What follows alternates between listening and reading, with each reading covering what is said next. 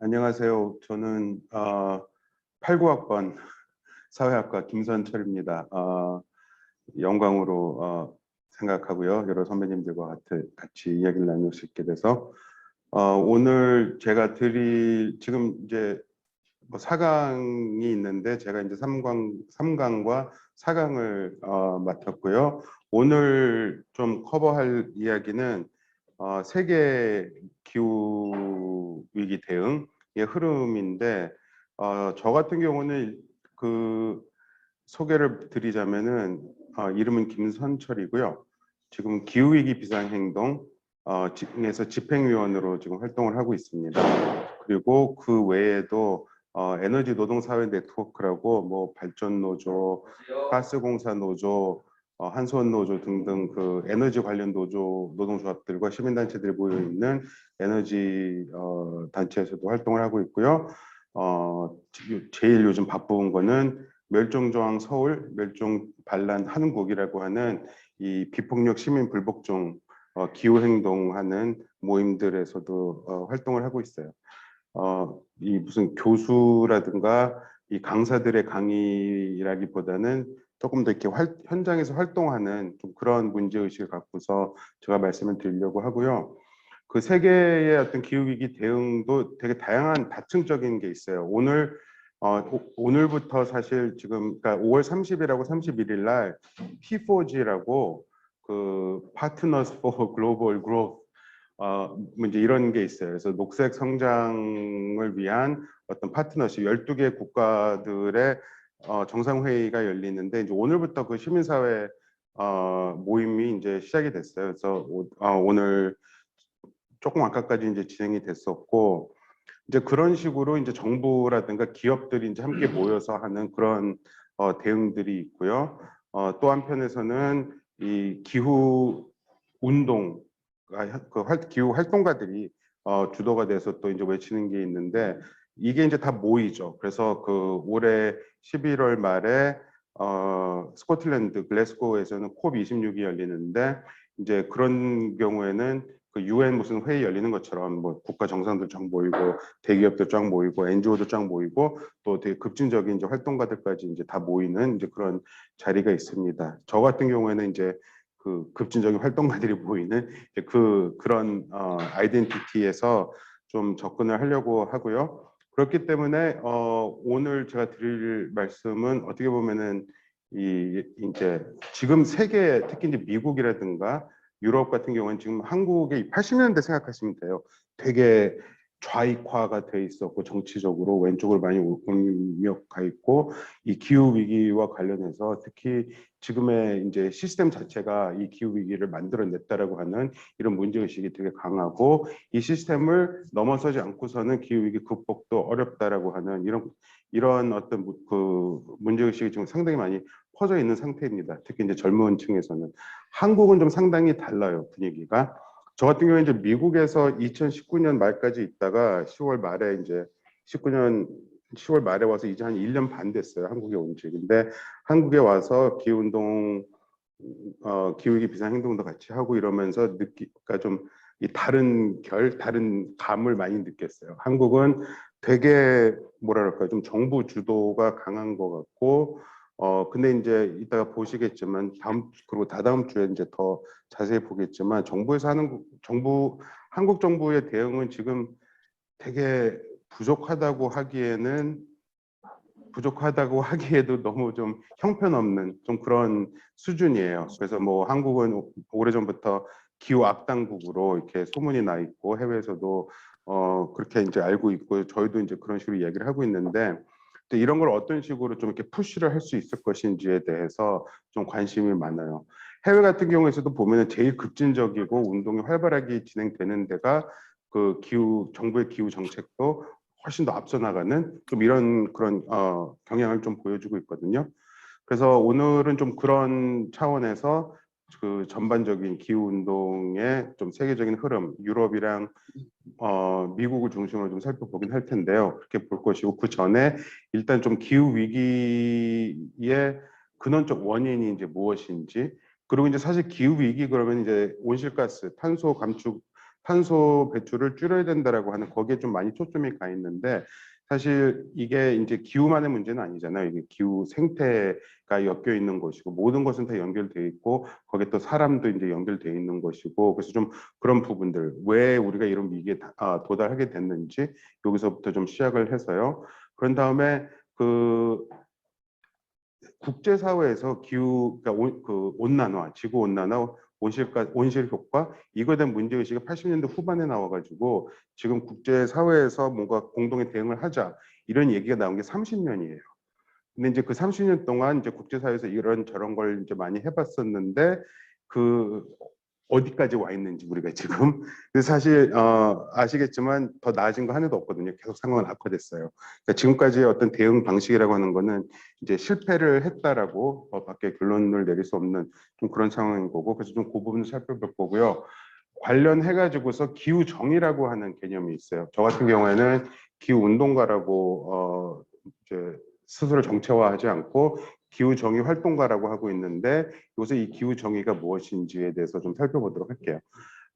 집행 기후위기 비상행동 같은 경우도 지금 이제 올해부터는 기후 정의 운동이다라는 식으로 지금 가고 있는데 이제 그게 또 세계적인 추세이기도 하거든요. 그래서 이제 그것까지 한 다음에 이제 해외 기후 위기 대응에 대해서 좀 살펴보도록 하겠습니다. 서론이 좀 길었네요.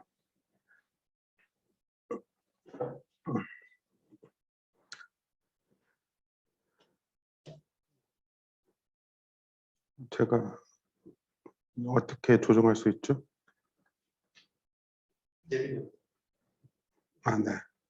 자, 그 기후 위기 뭐 자체에 대해서는 다 알고 계실 거라고 생각을 해요. 지금 온실 인간이 배출해낸 인위적으로 배출해낸 그 온실가스로 인해 가지고서 지금 지구 기온이 상승을 하고 있고 보통 산업혁명 시기를 이제 축으로 해가지고서 얼마가 올랐다를 얘기를 하는데 사실 1도 정도 올랐어요. 1도 살짝 넘게 올랐는데 그 1도가 오르는 거가 이제 그 지구의 항상성에 엄청나게 영향을 많이 미치는 거죠. 그래서 뭐 어디는 막 추워지고 어디는 이제 막 뜨겁고 이게 이제 날씨하고 기후하고는 다르잖아요.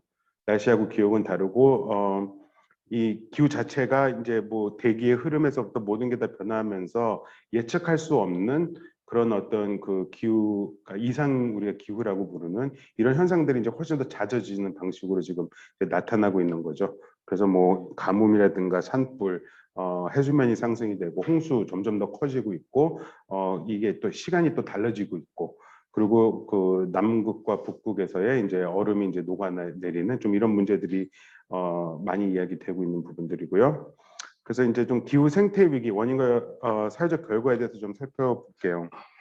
코로나를 거치면서 우리가 이제 많이 배우게 된 게 기후 변화에 대해서 되게 많이 알게 됐었죠. 인간이 어떻게 어떻게 보면 이제 서로 공간을 달리하면서 살아가야 되는데 이제 인간이 이제 확장을 해 나가면서 인간의 그 삶의 공간을 확장해 나가면서 만나지 않아도 되는 이제 동물들과 이제 만나게 되고 그 과정에서 우리가 몸 안에 다 미생물들을 가지고 있는데 이 미생물들이 우리 안에서는 아무런 문제가 없고 박쥐 안에서는 아무런 문제가 없고 그런데 이게 이 다른 이제 개체로 넘어가다가 보면은 이제 그게 이 병균이 돼가지고서 바이러스가 나타나는 그러니까 우리가 이제 인수공통 감염병이라고 하는 게 그거거든요. 그럼 메르스, 사스 뭐 이런 것들이 다 그 조류 독감서부터 다 이제 인수공통 감염병이라고 해요. 그리고 지금 이제 학자들이 얘기하는 거가 한 70% 정도의 그런 이 최근 20년 사이 감염병이 이 기후 변화와 관련이 돼 있다. 그러니까 새들이 무슨 뭐 철새들이 왔다 갔다 하는데 이 경로가 다 바뀌는 거예요.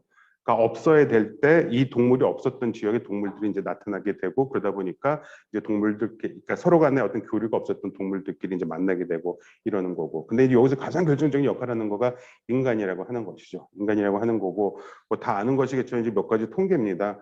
이 그 리빙 플래닛 리포트라고 작년에 나왔던 건데 그 뭐 세계 동물 보존 협회하고 런던 동물학회에서 나온 거예요. 2년에 그러니까 몇 년에 한 번씩 이제 이런 보고서를 내는데 1970년 이후에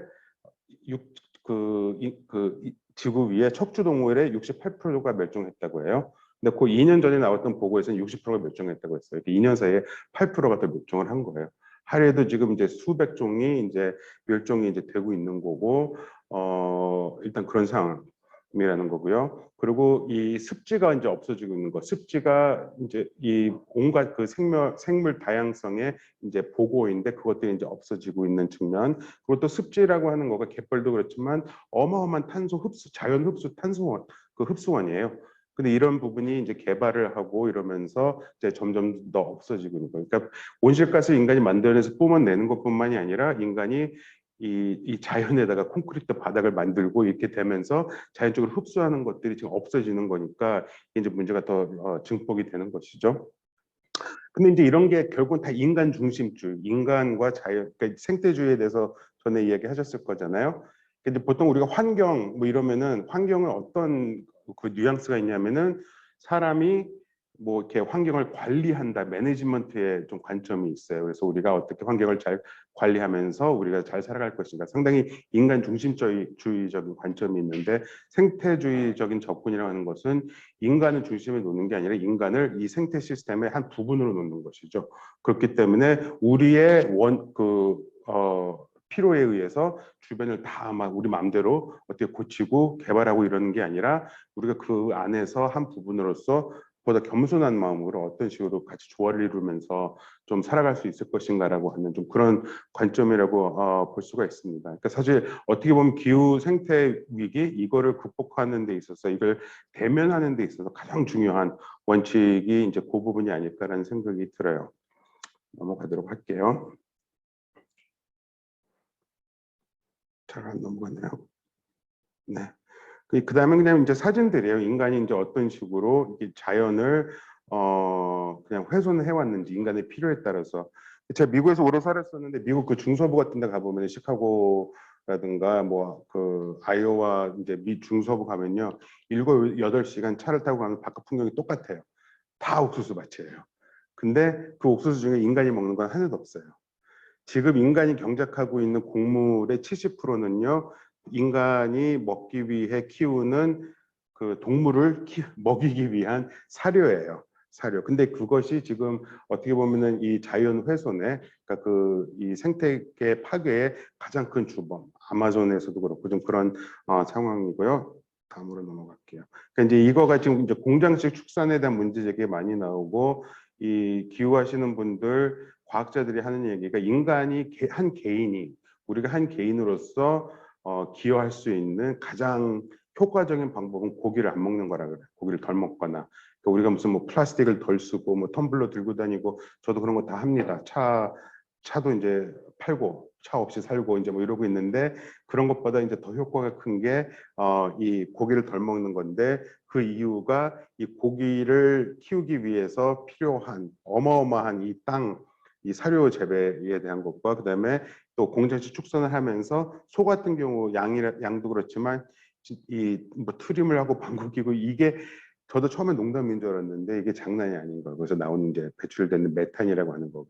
근데 이제 메탄은 이산화탄소보다 대기 중에 남아 있는 시간은 더 적지만 훨씬 더 강한 어떤 이 열을 흡수하고 보존하는 이 효과를 갖고 있기 때문에 사실 우리가 좀 즉각적으로 지구 기온을 좀 조정하려고 하면 메탄에 신경을 많이 써야 되거든요. 그런데 지금 그렇기 때문에 이제 제일 빨리 좀 우리가 고칠 수 있는 부분이 좀 이런 공장식 축산의 문제다라고 볼 수 있겠고요. 근데 이제 여기서 이 그림이 이제 아마존 브라질에 있는 이 지역인데 이게 사바나 지역이에요. 이 아마존 밀림의 이제 바깥쪽에 있는. 근데 이 지역에서 2015년부터 5, 6년 사이에 800제곱킬로미터의 이 숲이 이제 이렇게 밭이 돼버린 거예요. 근데 이게 뭐냐면 카길이라고 하는 이제 초국적 이 회사가 있죠, 식품. 근데 이제 거기서 닭 사료를 만들기 위해 가지고서 이걸 해놓은 거예요. 근데 이게 800제곱킬로미터가 이 면적이 어느 정도냐면 서울 특별시의 면적이 605제곱킬로미터예요. 이 면적이 서울하고 그 성남시하고 과천을 합한 제가 다 찾아봤었는데 이 세 지역을 합친 면적이 5년 사이에 이렇게 다 나가버린 것이죠. 그러니까 여기서 이제 흡수될 것이 지금 없는 거고 오히려 이 이제 밭을 갈면서 또 이제 오히려 이제 탄소가 또 나오는 농업에서도 또 이 탄소가 많이 나오기 때문에 근데 이제 요는 뭐냐면은 우리가 자연을 대상화하고 자연을 이제 인간의 어떤 뭐 욕심을 채우기 위한 어떤 이제 대상 수단화했다는 것. 그리고 동물들을 우리가 또 그렇게 하고 있다라는 것. 정말 여러분들 동물 공장식 축산이 어떤 식으로 이루어지는지를 보면은 진짜 역겨워서 그걸 보기 힘들거든요. 근데 이제 그런 건 다 이제 숨겨놓는 거죠. 안 보이게 해놓고 나서 고기가 눈앞에 보이는 거죠. 고기가. 근데 이걸 다 보면은 사실 그 고기가 고기로 안 보여요. 그냥 이 살점으로 보이는 것이죠. 그러니까 이제 동물도 우리가 이제 대상화를 하는 것이고요. 그리고 그것뿐만이 아니라 사람도 우리가 또 대상화를 해왔잖아요. 넘어갈게요.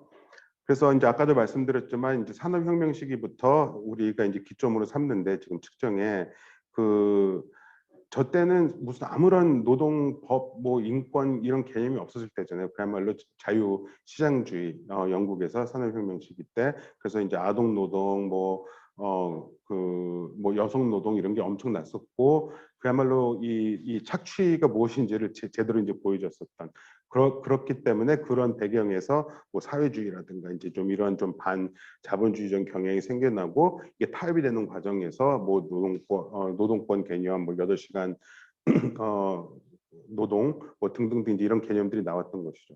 근데 이제 제가 말씀드리려고 하는 것은 자연을 대상화하고 수단으로 착취하고 동물을 대상화하고 또 수단 인간의 수단으로 착취를 하고 또 다른 사람을 또 계속 수단화하고 대상화해 왔었던 이런 시스템이라는 게 있었던 것이죠.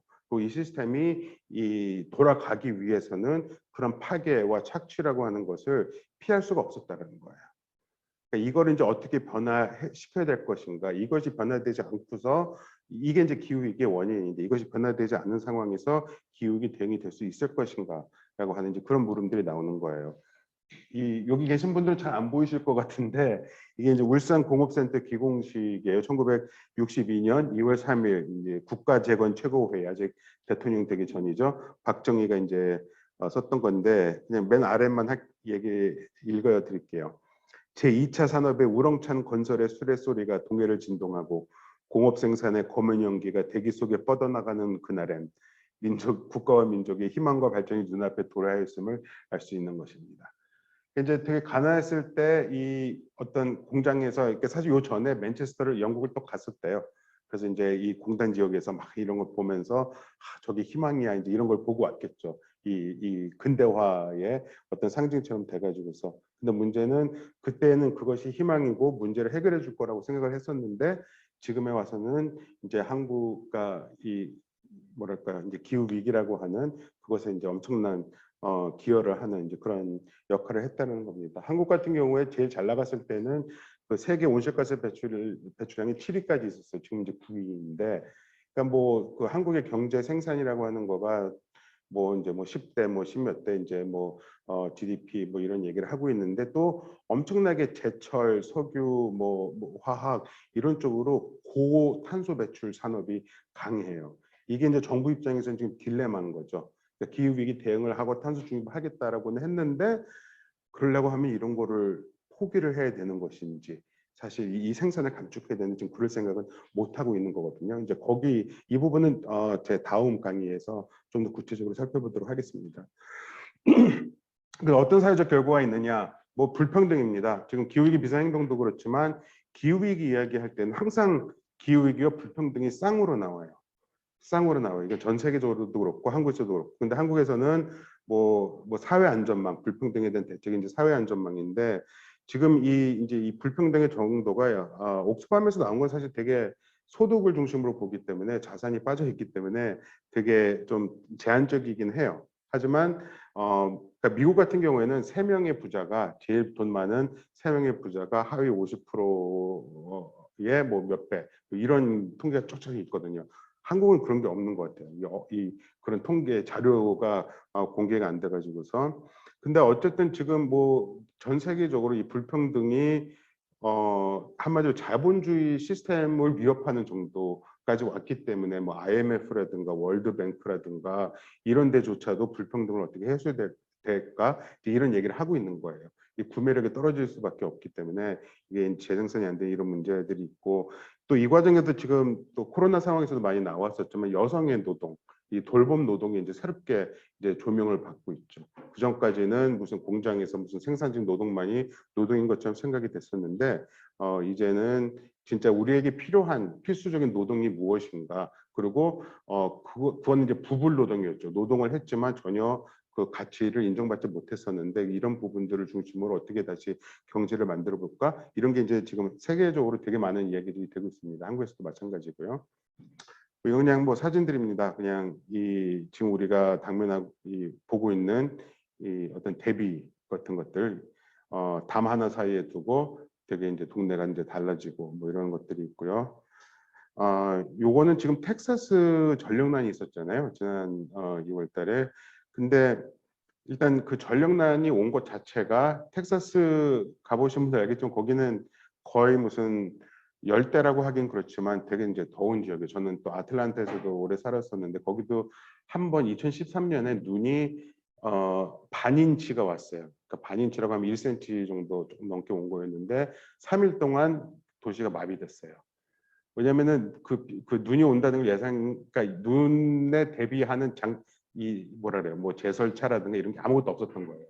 그러니까 길거리 나가 보면 어떤 식이었냐면은 되게 그냥 투명하게 얼음이 쫙 얼어 있는데 이제 아무것도 못 가는, 그리고 이제 차들한테 눌려가지고서 진짜 그냥 얼음판이 돼서 아무것도 안 되는, 밤에 고속도로에서는 이 차들이 그냥 차들을 두고 사람들이 뭐 걸어가지고서 막 몇 킬로 걸어서 큰 몰 같은 데 가가지고서 이제 거기서 밤을 지새고 이런 사건이 이제 벌어졌어요. 텍사스도 이제 그런 동네인데 어떤 일이 벌어졌었냐면은 이게 이제 기후 위기 상황에서 어떤 일이 벌어질 것인가를 우리가 이제 예상을 하는 건데요.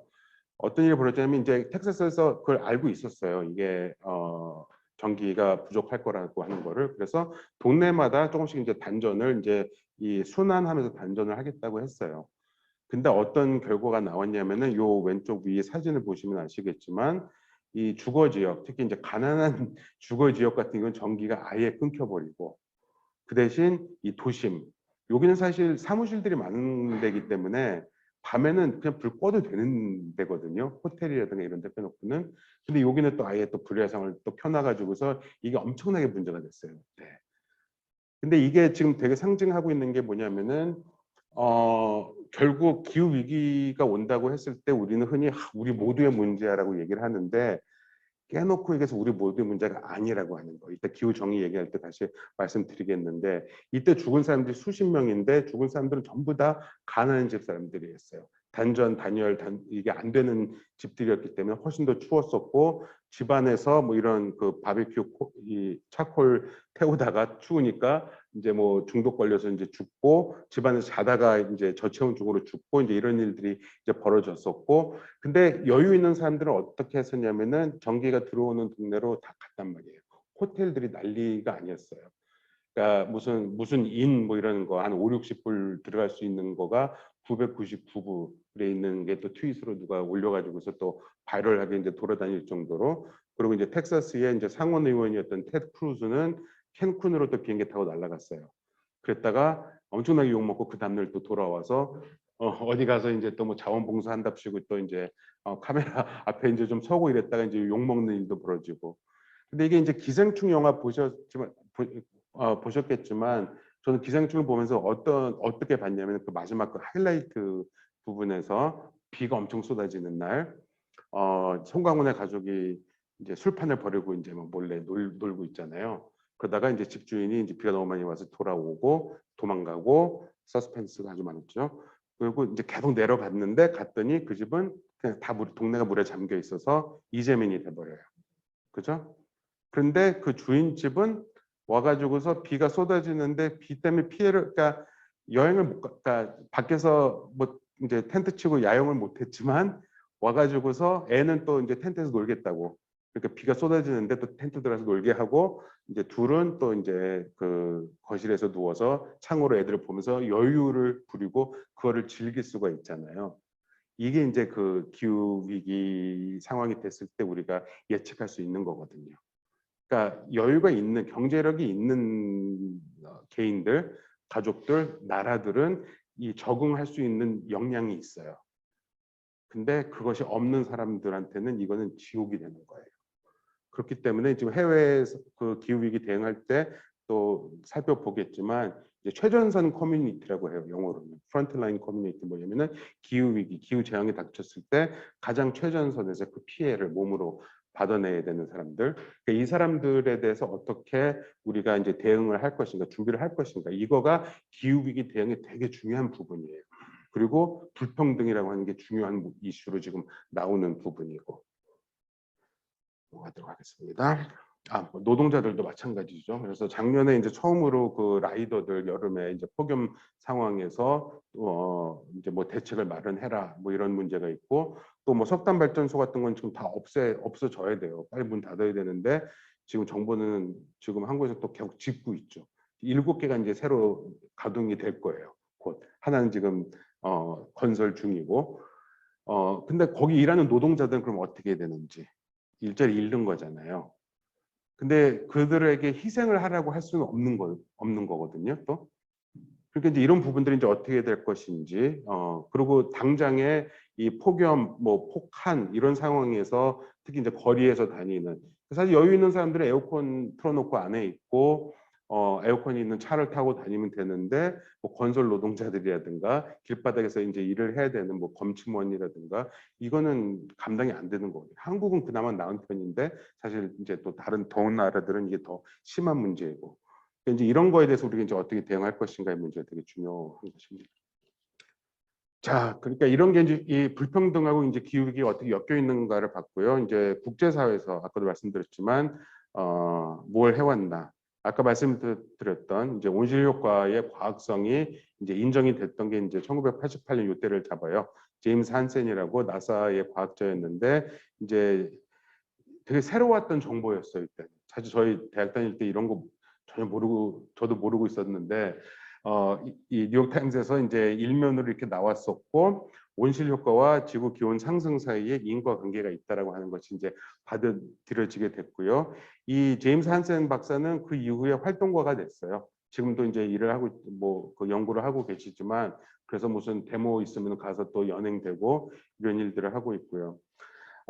그런 다음에 이제 1992년에 리우 정상회의가 열렸죠. 그 월드 서밋이라고 부르는데, 여기서 이제 185개국 유엔에서 했던 거고요. 185개국이 모여가지고서 엔조들도 모이고 이제 리우 선언을 했어요. 그래서 지속 가능한 발전에 대한 어떤 이제 선언을 하고 이제 원칙을 이제 좀 잡은 거예요. 근데 여기서는 강제력 있는 건 하나도 없었어요. 그냥 우리가 좀 이렇게 가야 되지 않겠느냐, 좀 이런 선언을 했었고, 근데 사실 이제 요걸 기점으로 해서 한국에서도 이제 뭐죠, 그 아젠다 21 해서 한국에서도 이제 각 그 지역들마다 그 지속 가능한 발전을 위한 협의회들이 이제 생기기 시작하고 좀 그렇게 됐어요. 그리고 이제 이때부터 지구 온난화 방지를 위한 기후 변화 협약 UNFCCC라고 하는 건데, 이제 요게 설립이 되고 그다음부터 이제 콥이 이제 계속 열리게 되는 거예요. 1997년에 이제 교토 의정서가 패스가 됐었고, 이제 요게 처음으로 강제력을 가지는 의무 조항들을 넣기 시작을 했어요. 근데 문제는 모든 나라들이 다 이제 똑같이 참여할 수 있느냐, 이게 이제 논쟁이 됐던 거예요. 그러니까 뭐냐면 유럽 국가들이라든가 뭐 북미라든가 좀 여유 있는 나라들은 이게 뭔가 생산이라든가 이런 감축과 같이 가야 될 수밖에 없는 부분이 있기 때문에 그거를 좀 하자, 이게 됐는데, 가난한 나라들, 발전이 필요한 나라들은 그럼 우리 보고 어쩌라는 말이냐, 이런 게 있었고, 이제 요때가 이제 또 그 워싱턴 컨센서스 이제 95년도에 나와가지고 신자유주의가 이제 확 이제 퍼지기 시작했을 때예요. 그리고 이게 또 재밌는 게 이 기후위기 대응이라고, 기후변화 대응이라고 하는 거가 시작이 됐던 맥락이 소련이 망하고 나서, 그러니까 어떤 양극 체제가 아니라 이제 일극 체제로 간 다음에부터 이게 진행이 된 거예요. 그러니까 그건 뭐냐면 되게 시장에 의존하는 방식이 이제 되게 이제 컸었다라는 거고요. 어쨌든 이제 교토 프로토콜에서는 이제 온실가스를 얼마만큼 낮추자 이 목표를 정하고 뭐 30 몇 개 나라들이 이제 그걸 하기로 했어요. 한국은 이때 이게 참 딜레마였는데, 한국 같은 경우에 그 김영삼 정부 때였는데, 이때가 이제 또 한국이 OECD 국가가 됐을 때거든요. 1996년에.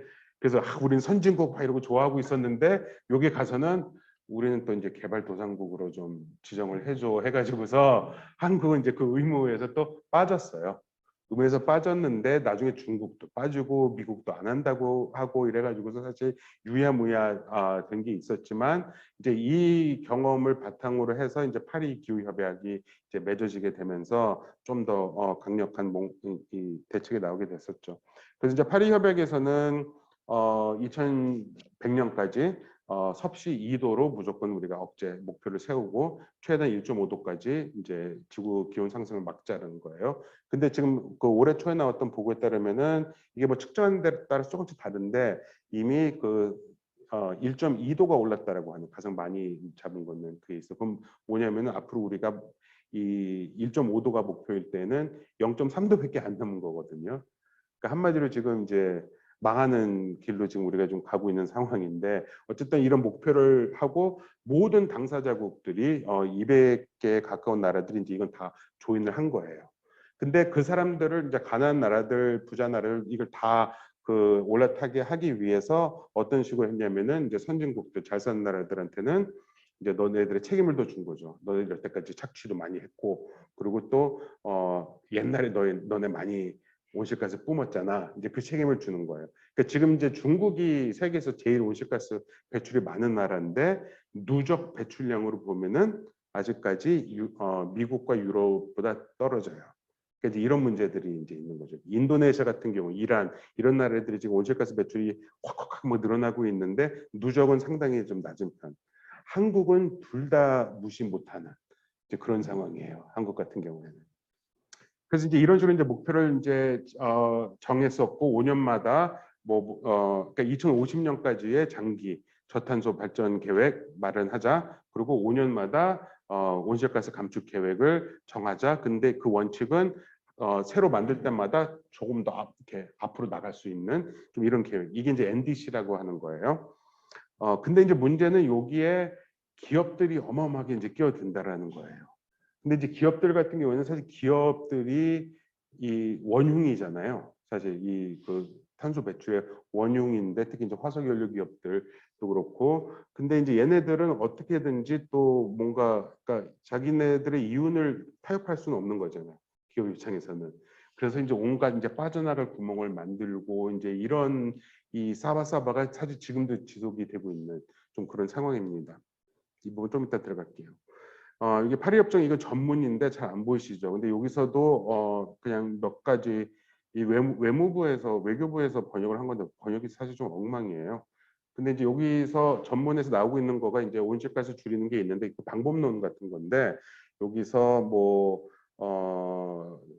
대응을 하자 그리고 기후위기 부정적 영향에 취약한 어떤 개발도상국들이라든가 저발전 국가들에 대해서 대책을 마련해야 됨. 그리고 뭐 약한 뭐 이제 한국에서 사회적 약자라고 부르는 이제 뭐 여성이라든가 장애인이라든가 이주민들한테 이런 것들에 대한 우리가 어떤 정의로운 이 원칙을 우리가 좀 세우자. 그리고 노동에서도 정의로운 전환. 이 정의로운 전환이 뭐 예를 들어 석탄 노동자들이 그럼 어떻게 될 것인지.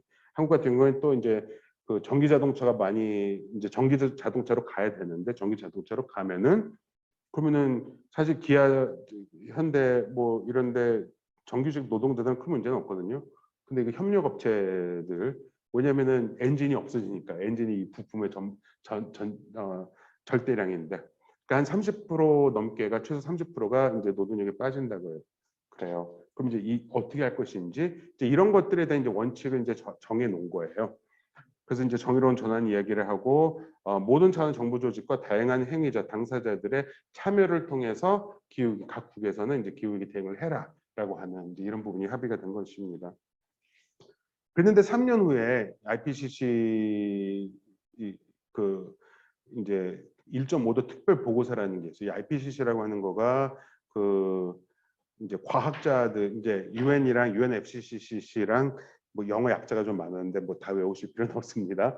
근데 이 연구 한 1000명 가까운 이제 과학자들이 연구를 한 건데 파리 협약에서 2도를 목표로 그리고 최단 1.5도로 이렇게 했는데 이거 둘을 비교를 해봤더니 2도를 목표로 해서는 안 된다. 이제 이게 나온 거예요. 그래서 이제 오른쪽에 나와 있는 거가 무슨 해수면 상승에서부터 생물종 없어지는 거, 뭐 산호초가 어떻게 되고 뭐 등등등 그 곡식 뭐 작황이라든가 이게 이제 차이가 너무 커지기 때문에 우리는 무슨 수를 써서라도 1.5도를 이제 막아야 된다. 그거를 막지 못하면은 지구가 되돌릴 수 없는 회복력을 잃어버리는 이제 수준에까지 간다라고 하는 결론이 나온 거예요. 되게 중요한 이게 계기였던 거가 사실 우리가 알고 있는 바의 기후 운동, 어떤 이 기후 담론이라고 하는 것도 사실 이 IPCC 보고서가 나온 다음에, 그러니까 사람들이 이제 뻥 이제 깬 거죠. 그 전까지 좀 널널하게 가다가. 근데 여기서 지금 목표로 하는 거가 이 그래프에 나오지만 이렇게 가야 한다라는 거예요. 이 검은 거가 뭐냐면 이 탄소 배출이에요. 이런 식으로 쭉 올라갔고 요게 이제 지구 기온이에요. 근데 여기 보시면 이 갭이 있잖아요. 아까도 말씀드렸지만 탄소 같은 경우는 한 100년을 대기 중에 떠다녀요. 그러니까 없어지기까지. 그러니까 지금 당장에 온실가스를 확 없애더라도 대기 중에 있는 그건 남아 있는 거예요. 남아 있는 거기 때문에 지금 목표는 에미션 피크, 배출 피크라고 하는데 이제 그 피크를 빨리 쳐야지 이게 내려가야지 그 다음에 뭐 10년 후든 20년 후든 이제 온도도 이제 떨어진다라고 하는. 그러니까 사실 되게 뭐랄까요 급박한 상황이고 그렇기 때문에 기후 비상이니 뭐 이런 이야기들이 나오는 이제 그런 상황이죠. 그리고 아까도 말씀드렸지만 이것이 나온 다음에 미래를 위한 금요일 무슨 청소년들 학교 파업을 하고 그레타 툰베리가 이제 2019년에 타임지가 선정한 이제 올해의 인물이 되고 그러니까 엄청나게 이제 전 세계적으로 이제 기후 운동이 들들들들 이제 끓기 시작합니다. 이때 한국에서도 처음으로 9월 21일 날 그 대학로에서 그죠 한 5천 명 모여가지고서 이제 기후 위기 비상 행동이 발족을 하면서 집회도 있었고 근데 그 다음에 이제 계속 이게 안 되는 거예요. 막 말은 많은데 실제적으로 구체적인 계획이 안 나오고 뭔가 발을 질질 끌고 이런 식으로 가니까 어떤 식으로 되는 거냐면은 기후 운동이 점점 급진화돼요. 그래서 이제 영국의 멸종 저항이라고 하는 저랑도 이제 연결돼 있는데 여기는 무슨 런던에서 그냥 완전히 길거리 막고 템즈강을 다리를 막고 이제 뭐 이런 식으로 그리고 얼마 전에는 또 그 은행들 그러니까 이제 석탄 투자, 화석 연료에 이제 투자하는 은행들 가가지고서 그 유리를 막 또 깨고 막 이제 이런 식으로 그러니까 막 지금까지 뭐 수천 명이 연행 개고 뭐 이제 이런 식으로 이제 싸우고 있고 이게 지금 전 세계적으로 퍼지고 있는 것이죠. 한국같이 이제 착하게 데모하던 뭐 지구야 미안해 뭐 이런 것도 지금 조금씩 한국도 조금씩 급진화가 좀 되고 있어요. 뭐 이제 급진화되는 거고 요거는 이제 이 작년 말이었었는데 그 브리즈번인가 이제 런던 이제 근교에 이제 그 영국의 그 언론사들이 다 모여 있는 데인데 언론사들이 이제 제대로 보도를 안 한다. 이 심각성에 비해서 제대로 안 하고 있다 하면서 거리를 막아가지고서 이제 일간지들 이제 새벽에 나가야 되는 거를 또 막고 그래서 또 뭐 혼란을 부추기고 이제 이런 상황이 있었습니다. 사실 이제 이런 게 저는 이제 미국에 있으면서 익숙했던 것들이거든요. 기후 운동을 하려면 뭔가 좀 제대로 안 하고 있는 정부 그리고 괜히 무슨 척하기만 하면서 뭐 이러는 이제 기업들을 좀 제대로 막 뭐 화염병은 못 던지지만 좀 뭔가 이렇게 좀 메시지를 좀 이제 줘야 된다는 건데 한국에 왔더니 좀 너무 좀 착한 좀 그런 데모들이 좀 많아가지고서 좀 더 세게 하려고 지금 요즘 한국도 좀 많이 변하긴 했습니다. 네. 그래서 이제 각 정부들마다 이제 막 또 대책들을 이제 막 내기 시작하죠. 뭐 그린 뉴딜서부터 뭐 이런 계획을 내고 이러는데 사실 제대로 진행되지를 않고 있었어요. 이제 이게 그걸 보여주는 건데 이 작아서 잘 안 보이시죠? 요거 먼저 볼게요. 요거가 세계 그 재생에너지의 용량이에요. 그 세계 에너지 기구에서 나온 거예요. 다 자료들은. 근데 이제 2000년부터 해가지고서 이만큼이 늘었어요. 이만큼이 늘었는데 요거 보면은 그래도 뭔가 이렇게 우리가 대응을 해왔었구나 이런 느낌을 가지는데 요 밑을 이제 보시면은 이거는 재생에너지 그러니까 모든 에너지원을 다 이 증감을 본 거예요. 1990년부터인데 보시면은요 여기 이제 주황색은 석유고 파란색은 석탄이고 진한 파란색은 천연가스고 이 초록색은 핵이고 수력이 있고요. 그 노란 거는 바이오 연료, 뭐 쓰레기, 뭐 나무 태우고 이제 뭐 이런 거죠. 팜유라든가. 지금 거의 보이지 않죠. 요 노란 선이 있어요. 요게 수력하고 태양광이에요. 요게 재생에너지인 거예요. 그리고 이게 이제 백분율로 했을 때 이제 퍼센티지가 이제 이렇게 가는 거고 쭉 요만큼 늘긴 했어요.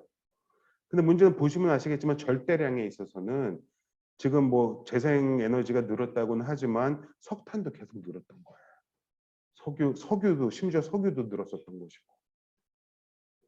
그러니까 이게 되게 중요한 문제인데 전기 자동차를 우리가 갈아타면은 그러면 우리는 기후 위기에 대응을 하는 것인가?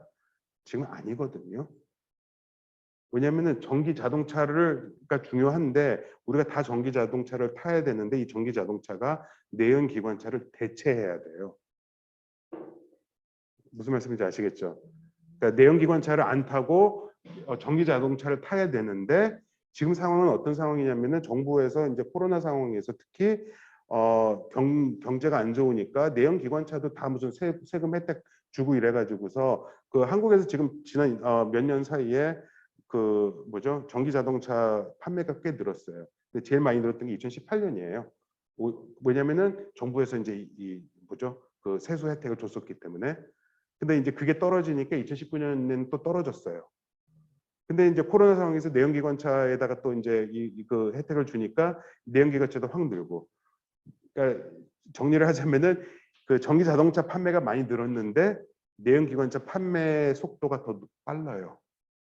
무슨 뜻이냐면 길거리에는 차들 중에 전기 자동차가 많아지는 게 아니라 그냥 차가 더 많아지고 있는 거예요.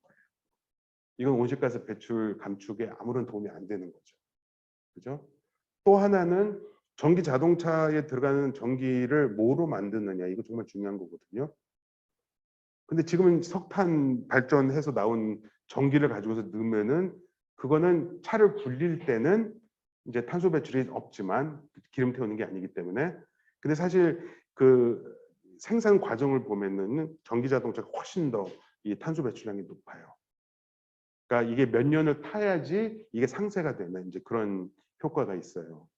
그러니까 여기저기 지금 구멍들이 되게 많은 거예요. 네? 가상화폐에도 문제가 엄청나죠. 거기 에너지 들어가는 거, 예. 채굴할 때 이제 그거. 그러니까 지금 이제 점점 더 이제 그런 쪽에도 이제 관심을 많이 보이고 있는데 뭐냐면 그러니까 우리가 클라우드 쓰는 것들도 사실 이제 그 서버를 운영하기 위해서 필요한 에너지. 그러니까 지금 이게 무슨 10년대 후반에 제가 봤을 때 뭐 3.몇 %였다가 지금 올라가고 있는데 이게 이제 한 2030년, 2050년쯤 되면은 이게 무슨 농업 부문이라든가 건설 부문보다 더 많이 이게 될 수도 있다라는 거죠. 그러니까 사실 어떻게 보면 지금의 클라우드 시스템 그리고 이 가상 코인 이런 부분들이 이게 어마어마한 이 탄소 배출에 에너지 소비에 원흉이 이제 될 가능성이 있습니다. 근데 어쨌건 이제 이런 상황이에요. 뭔가 된 것 같지만 전혀 안 되고 있었던 것이고 또 요 그래프는 뭐냐면은 이제 그 재생에너지에 대한 투자예요. 전 세계에서. 근데 이렇게 2000년대 초중반부터 이렇게 쫙 늘어났었는데 이때부터 정체가 돼요. 유럽 같은 경우는 좀 떨어지기도 하고. 근데 이게 뭐냐면은 이제 FIT라고 해가지고서 뭐 아시는 분들도 있겠지만 이제 정부 지원금이죠. 이제 보조금이 주어졌을 때는 이제 막 투자가 되는데 그 다음에는 이게 이제 정부 입장에서도 유럽도 그렇고 그냥 마냥 쏟아부을 수는 없으니까 이제 자생력을 가질 수 있도록 원래 그게 취지였었고 이제 그걸 빼기 시작했더니 투자가 줄어드는 거예요. 이게 근데 그만큼 이렇게 유지되는 이유가 뭐냐면요. 지금 세계에서 재생에너지 투자 제일 많은 나라는 어디일까요? 중국이에요. 중국 빼면요 이게 떨어지는 거예요. 전 세계적으로. 그러니까 중국이 온실가스 배출 제일 많이 하지만 또 동시에 이 재생에너지에 대한 투자도 되게 많이 하고 있는 좀 그런 역할을 하고 있는 것이죠. 근데 문제는 이런 결과가 나오는 것 자체가 우리가 기업에 의존을 해왔다는 거예요. 민간 그 기업에. 그리고 또 말씀드렸지만 이게 이 신자유주의의 확장과 이게 맥을 같이 해왔었기 때문에 어떻게 시장 인센티브를 통해서 어떻게 하면 되지 않을까. 뭐 배출권 거래제라든가. 근데 이게 전혀 효과를 가져오지 못했었다라는 거. 이렇기 때문에 지금 자본주의에 대한 이 어떤 반발이 되게 많은 거예요. 그린워싱이라는 표현 많이 들어보셨죠?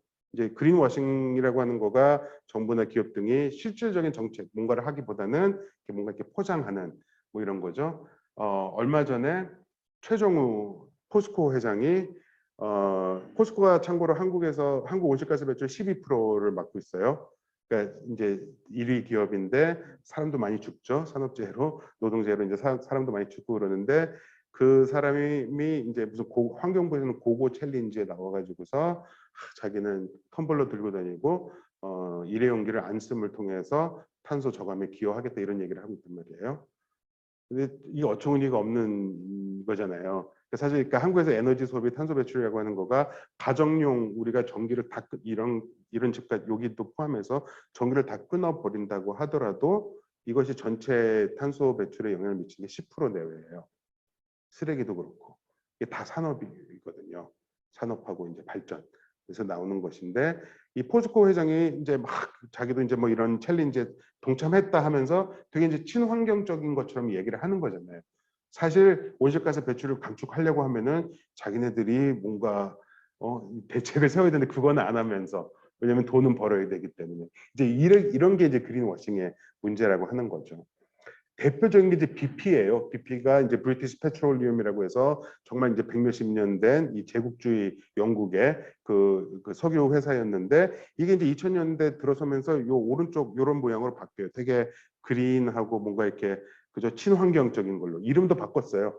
브리티시 페트롤리움이 아니라 비욘드 페트롤리움이라고. 그러니까 석유를 넘어서 이런 식으로 바꾼 거예요. 근데 여기 지금 여전히 지금 어마어마하게 화석연료 지금 투자를 하고 있거든요. 물론 재생에너지 쪽에도 엄청나게 투자를 하고 있어요. 얼마 전에 영국 그 아일랜드하고 사이 그 해협에서 대규모 그런 해상 그 풍력단지 만드는데 얘네가 어마어마한 이 비드를 했어요. 그러니까 이 뭐라 경매 이제 돈을 했는데 이게 다른 가격들에 비해서 3배가 넘는 수준이었대요. 그러니까 다른 이제 거기 참여했던 그 입찰자들은 그냥 멘붕 상태가 왔었는데 이게 뭐냐면은 이제 뭐 그 아마존도 그렇고 쿠팡도 그렇지만 지금 계속 손해를 보고 있잖아요. 손해를 보고 있지만 이 시장을 이제 독점을 함을 통해 가지고서 그죠? 그리고 이제 주식 가치를 계속 유지를 하면서 이제 이런 식으로 지금 하고 있는 건데 여전히 지금 화석 연료 개발은 계속 하면서 그리고 이 탄소 발자국이라고 하는 개념 우리는 이제 시민들은 내가 얼마만큼의 탄소 발자국을 뭐 하지 뭐 비행기 안 타려고 하고 막 이런 걸 한단 말이에요. 근데 이 개념 자체가 이 BP하고 연결된 연구소에서 나온 거예요. 그래서 이제 욕을 많이 먹는 거가 이 새끼들 자기네들이 줄일 생각은 안 하고 그런 캠페인을 하면서 자기들은 이제 친환경적인 이미지를 주면서 그거를 그 책임을 시민들에게 전가하는 이제 이런 식으로 지금 되고 있는 측면들이 이제 많다라고 하는. 그리고 구글, 아마존, 마이크로소프트, 뭐 애플 이런데 이제 실리콘밸리에 있는 기업들 같은 경우에는 이제 되게 친환경 이미지가 되게 강하고 RE100 해가지고 다 이제 재생에너지로 자기네들 이제 굴리는 데도 있고 이제 굴리겠다 약속하고 있고 이런데 이게 이제 작년 초에 들통이 났었던 건데 프래킹 아세요 혹시? 프래킹이라고 하는 거? 이제 천연가스를 이제 뽑아내는 방법인데 석유도 그렇고 이게 많이 썼잖아요. 이게 많이 쭉쭉 빨아 썼잖아요. 석유 같은 거를. 그러니까 이제 저수지에서 이렇게 빨대 꽂으면 쭉쭉 나오는 방식이 아니라 여기저기 이렇게 막 스며들어 있는 거예요. 쉽게 이야기를 하자면은 그러니까 돌 틈에 뭐 그러니까 지하 안반 사이에 이렇게만 껴 있고 그럼 이제 얘네들 이렇게 쫙 이제 끌어오는 거예요. 이게 미국이 지금 그 세계 얼마 전에 이제 세계 1위 이제 산유국으로 등장을 했었는 지금 러시아한테 뺏겼어요. 근데 등장하는데 중요한 역할을 했던 그 쉘 그게 이제 이 프래킹 공법인 건데 몇 킬로 어떤 경우는 10킬로 정도 이렇게 되게 얇은 파이프를 집어넣어 가지고서 어마어마한 수압으로 황산 등에 이제 이 화학 물품이 섞여 가지고 이걸 집어 넣어 가지고서 깨고 뭔가 빨아들이고 저도 구체적인 건 잘 몰라요. 그러면서 이제 빨아들이는 건데 문제는 이런 걸 하려고 하면 이 기술이 필요한 거거든요. 그러니까 하이테크가 필요하고 AI 기술을 이용해야 되고 어디에 있는지 그리고 어떻게 뽑아낼 것인지 이 시스템을 만들어야 되는데 이거를 구글, 아마존 뭐 얘네들이 이제 하고 그러니까 팔고 있었던 거예요. 그 기술을. 그러니까 한편에서는 이제 막 우리는 이렇게 나가 뭐 우리는 다 아리백이야 하지만 또 한편에 있어서는 이제 이 그 화석연료 채굴에 통해서 이제 돈을 버는 이런 식으로 이제 갔다라고 하는. 그러니까 이 결국은 저는 기업의 한계라고 생각하거든요. 기업은 돈을 벌어야 되는데 그러니까 돈을 버는 것과 뭐 환경을 지구를 살리는 것이 같이 갈 수 있으면 좋은데 그런 식으로 광고는 하고 있지만 실질적으로는 이 지구를 살리는 것과는 반대 방향으로 좀 가고 있는 그런 이제 현실이 있다라고 하는 거죠. 애플 같은 경우에는 요 뒤로 넘어가면은 애플 이제 순환 경제라고 하는 것도 마찬가지인데 순환 경제하면 되게 좋은 거 같죠. 좋은 거예요. 사실 되게 필요한 부분이고. 그러니까 지금까지의 경제라고 하는 거는 우리가 뭔가 땅을 캐서 재료를 만들어내고 이걸 통해서 그러니까 제조를 하고 그래서 수송을 해서 뭐 팔고 사고 그다음에 쓰레기 되면 버리고 이 일직선이었는데 이 끝을 연결시키자는 거죠. 그래서 이제 재활용을 하고 쓰레기를 이제 만들지 않고 이제 이런 식으로 가자라고 하는 건데 아이디어는 되게 좋은 건데 이것도 여러 가지 그러니까 이 함정이 있을 수가 있는 거예요. 함정이 있을 수가 있는 거가 뭐냐면은 이제 업사이클링 같은 경우도 문제가 되는 건데 이 지금 그 뭐죠? 쓰레기 얘기를 해볼게요. 쓰레기가 지금 에너지원으로 쓰이잖아요. 그죠? 근데 문제는 쓰레기가 에너지원으로 되다 보니까 이 그 발전사들은 또 다 민간이거든요. 민간 발전사들이 그런 걸 하고 있는데 이걸 사야 되잖아요. 쓰레기를. 뭐냐면 이게 쓰레기가 상품이 되는 거예요. 뭐냐면 그 발전을 하기 위해서는 쓰레기가 계속 필요한 이런 상황이 이제 만들어지는 거죠. 이제 이런 어떤 이 함정들을 우리가 어떻게 넘어설 것인가라고 하는 이제 문제가 있는 거고 애플 같은 경우에는 지금 작년 말부터 자기네들이 만드는 모든 기기를 재생용품으로 쓰거나 아니면은 재생 가능한 이제 물질을 쓰겠다고 했어요. 이거는 박수 쳐야 되는 건데 문제는 그래도 생산량이 늘거든요. 근데 생산이 는다는 거가 에너지 소비가 많다는 것이고 탄소 배출이 이제 더 많아진다는 것이고 근데 여러분도 얼마나 자주 바꾸세요? 스마트폰 같은 거? 2년, 3년, 그렇죠? 근데 사실 지금 기술에서는 이거 되게 오래 쓰게 만들 수 있거든요. 배터리 같은 것도 10년 쓰게 만들 수 있거든요. 가격 크게 안 올려도. 근데 그렇게 안 해요. 딱 2년쯤 되면은 사람들이 뭐 배터리도 닳고 뭔가가 느려지고 새로 사야 되고 근데 이게 또 통신사들이랑 또 연결이 돼 있죠. 그래서 살 때 이제 2년 계약으로 해가지고서 돈 내면서 그러면 그거 끝날 때쯤 되면은 뭔가 이제 새로 사게 하는 이게 계획적 진부화라 그래요. 뭐냐면은 생산 단계에서 언제쯤 사람들이 실증을 느끼고 언제쯤부터 뭔가 이렇게 좀 잘 안 돌아가게 해서 새로 사게 만들려고 하는. 근데 애플이 정말로 어떤 환경이라든가 지구를 살리기 위한 목적이었다면은 사실 그 계획적 진부화를 포기해야 돼요. 그래서 한번 만들면은 10년 이상 쓸 수 있는 이런 걸 해야 되는데 그거 절대 안 하거든요. 이제 이런 함정들이 여기저기 이제 도처에 도사리고 있다라고 하는 것. 결국은 이 30년 동안 기후 위기 무슨 기후 변화에 대응하자라고 했지만 계속 악화됐던 거가 이거랑 전혀 절대로 떨어져 있는 게 아니라는 지금도 여전히 지속되고 있고 이런 부분이고요. 그러다 보니까 이제 작년에 이제 그 올해 초에 나온 거예요. 세계 기상 기구에서 올해 초도 아니다. 한 달도 안 됐습니다. 이거 나온 지는. 근데 이제 작년에 코로나 때문에 뭐 온실가스 뭐 줄어들고 어쩌고 했지만 대기 중 온실가스는 더 늘었어요. 더 늘었었고 이제 상황이 되게 이제 안 좋은 이제 뭐 그런 상황에 도달해 있습니다. 그러다 보니까 이제 활동가들 그레타 툰베리 같은 경우에 그 올해 또 초에 그 세계 경제 포럼에서 또 초대를 해요. 그래서 이제 뭐 가면 또 엄청 욕을 해요. 엄청 욕을 하는데 지금 뭐 세계가 불이 났는데 그럼 빨리 뭐 소방차를 불러야 되는데 그걸 기다리고 있고 이제 막 엄청 이제 욕을 하면서 그러니까 뭐냐면은 말은 엄청 해야 되고 있다라는 거예요. 세계 지도자들이 뭐 얼마 전에도 기후 정상회의도 열렸었죠. 지금 P4G도 하고 있죠. 엄청나게 척은 하는데 실질적인 정책들은 제대로 안 이루어지고 있는 부분들을 일가를 하고 있습니다. 그러면서 시간이 없다고. 기후 정의로 들어갈게요. 근데 기후 정의가 뭔지를 알려면 기후 부정의가 뭔지를 알아야 되는데 이 왼쪽에 있는 이미지를 보시면 이게 이제 핵심적으로 드러내고 있는 거예요. 이제 막 빌딩들이 있고 잘 사는 나라들이죠. 엄청나게 뭔가를 이렇게 뿜어대면은 이게 이런 데로 가가지고서 피해는 이제 이 사람들이 입는다는 거. 그러니까 한마디로 말해서 원인을 제공하는 사람들 따르고 이것 때문에 피해를 받는 사람들 따로다라고 하는 이게 이제 기후 부정의 핵심적인 좀 문제 의식이에요. 그래서 이 기후 부정의를 막아라 혹은 기후 정의를 하자 이것이 그렇지 않으면 이제 기후 위기도 대응이 안 된다라고 하는 이것이 이제 기후 정의 운동이고요. 해외에서는 다 기후 정의 운동이라고 해요. 정부라든가 기업에서 하는 거 빼놓고는 다 기후 정의 운동인데 한국은 아직까지 그냥 좀 애매해요. 좀 애매한 게 있어요. 왜냐면 기업들이 너무 기업 주도가 상당히 엄청나요. 한국 같은 경우에는. 다음으로 어떻게? 네. 요 이미지가 이제 그 익스팅션 레벨리언 멸종 저항, 멸종 반란에서 작년에 나와서 엄청나게 바이럴하게 갔어요. 이 코로나 상황에서. 근데 이제 보시면 아시겠지만 우리가 모두 같은 배를 탔다고 말하지 마라. 같은 태풍 속에 있을 뿐 같은 배를 탄 것은 아니다. 그러니까 누구는 이런 진짜 타이타닉 같은 배에 원래 타 있고 또 누구는 이제 이런 종이배를 타고 있다는 것이죠. 그렇기 때문에 이제 우리는 다 우리의 문제야. 같이 우리가 뭘 해야 돼. 이런 것에 대해서 사실 가운데 손가락 팍 올리는 거예요. 웃기고 있네. 너는 다 살아날 거잖아. 지금 이 얘기를 하는 거고요. 이제 되게 몇 가지 차원이 있는데 일단 계급 이 소득 수준에 따른 건데요.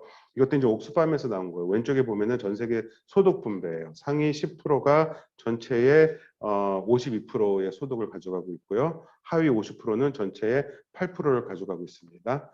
오른쪽에 있는 이게 뭐 샴페인 글라스 그래프라고 부르는 건데 오른쪽은 이 소득에 따른 이제 온실가스 배출을 이제 보여주는 거예요.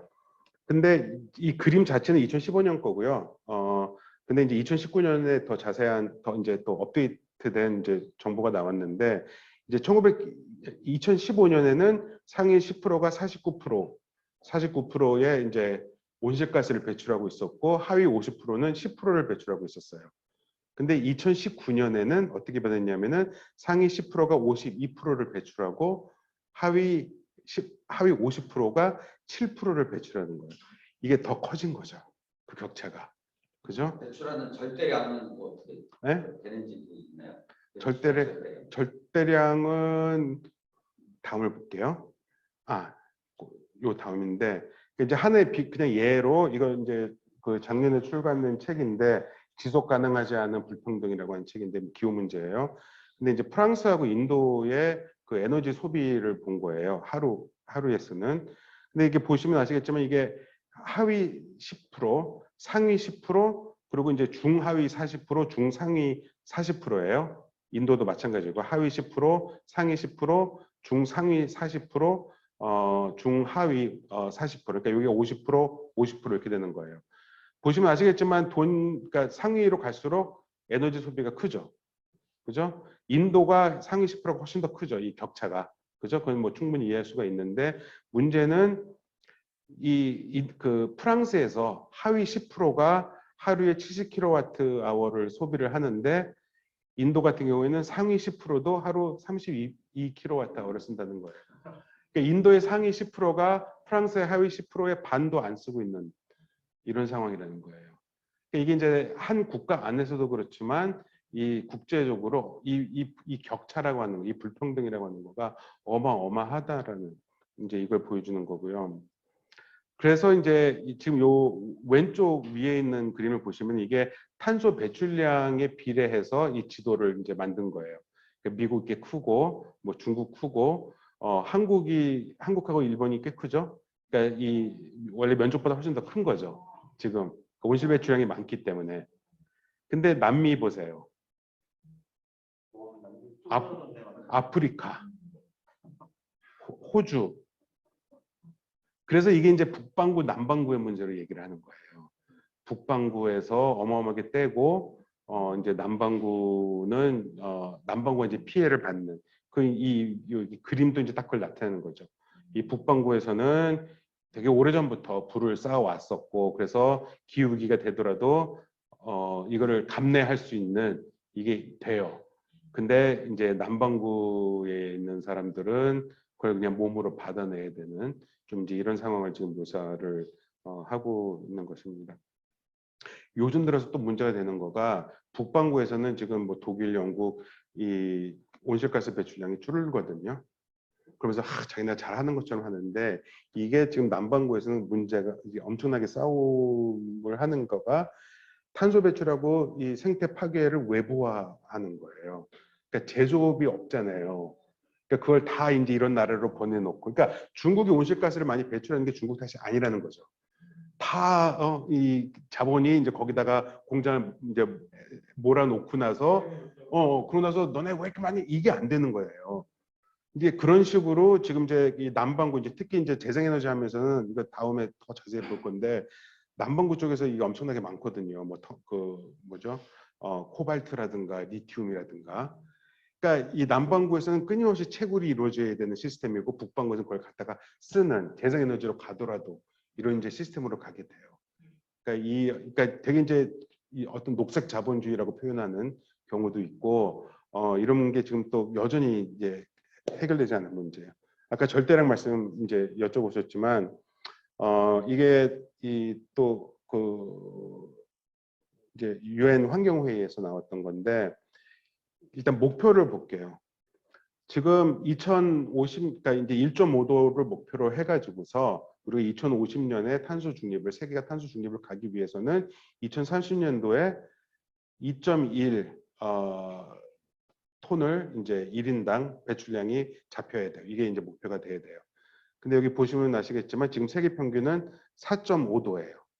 세계 평균은 4.5도니까 반 넘게 줄여야 되는 거예요. 근데 하위 50%는 지금 0.69톤을 지금 배출하고 있어요. 근데 이게 위로 올라갈수록 보세요. 중위 40%, 상위 10%가 23.5톤, 상위 0.1%는 216. 이게 몇백 배의 차이인 거잖아요.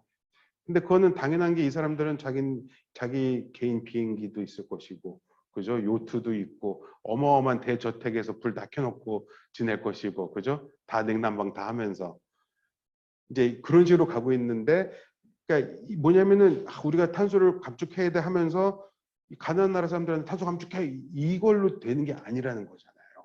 그러니까 탄소 배출이 많은 나라들이, 그리고 탄소 배출을 많이 하는 그 특정 계층들이 사실 줄여야 되는 것인데, 그게 제일 어렵다는 거예요. 노력을 하고 실천을 하는 것들도 보면 사실 탄소 배출 제일 적게 하는 사람들이 제일 열심히 해요. 쓰레기 문제라든가 뭐 이런 것도 보면은. 그러니까 이런 딜레마를 좀 우리가 뭐 딜레마라고 하기도 없고, 사실 너무나 자본주의적인 이 현상인 거잖아요. 너무나 자본주의적인 현상인데, 이런 상황, 어마어마한 이제 기후 부정의의 원천이다라고 하는 거고요. 뭐 이건 아까 봤던 거니까 넘어갈게요. 그러니까 이제 계급, 뭐 계층적인, 그리고 이제 지역적인 이런 기후 부정의가 있는 것이고, 또 하나는 지금 세대적 이제 부정의인 거죠. 왜냐면 이제 우리 세대만 하더라도 우리는 뭐 덜 써야 돼, 뭐 이런 거를 일찍부터 깨닫고 실천하신 분들도 없었던 건 아니지만, 우리 그냥 펑펑 써왔단 말이에요. 근데 이 젊은 친구들은 지금 학교에서부터 막 환경 기후 교육 받고 막 안 쓰고 아껴야 되고 이제 이걸 받고 있는데, 정작 자기네들이 이제 어른 나이가 됐을 때에는 어떻게 될지 모르는 이런 상황인 거죠. 그러니까 이제 이 젊은 세대들이 그렇기 때문에 이들에게 목소리를 줘야 된다. 이들의 이제 목소리 귀를 기울여야 된다라고 하는 그런 이야기가 이제 거기서부터 나오는 거고요. 그러니까 세대 간 부정의의 문제입니다. 또 하나는 이제 이 그 종간 부정의의 문제예요. 그러니까 아까도 말씀드렸지만 이제 생태주의 관점에서 보면은 이 동물들도 우리와 똑같이 지구를 살아가는, 그죠, 주체예요. 당사자이고. 여기도 나와 있지만 우리의 지구 그들의 것이기도 합니다. 근데 이제 뭐 이거 작년에 그 한국에서 제일 긴 54일의 장마가 왔을 때, 구례에서 홍수 났을 때 물 빠지고 나니까 이제 뭐 소들이 지붕에 올라가 있고 이런 거. 인도네시아 같은 경우에 지금 파묘 뭐 하겠다고. 파묘가 한국에서는 참고로 신재생에너지로 분류가 돼 있어요. 그러니까 파묘를 태우면은 그거는 한국에서는 신재생에너지로 돼 가지고서 뭐 특혜를 받는 이런 시스템이에요. 근데 이 파묘를 하기 위해서 밀림을 지금 다 밀어버리고 있고, 거기 지금 오랑우탄들이 이제 막 이 호주에서 산불 났을 때 뭐 코알라가 몇 마리, 1억 마리가 죽었다 그래요. 동물들이 그 호주 산불로. 그리고 이제 이건 러시아 사진인데, 갑자기 러시아가 엄청나게 더웠었잖아요. 작년 38도. 그러니까 이제 떼죽음을 당하고 이제 물고기들이.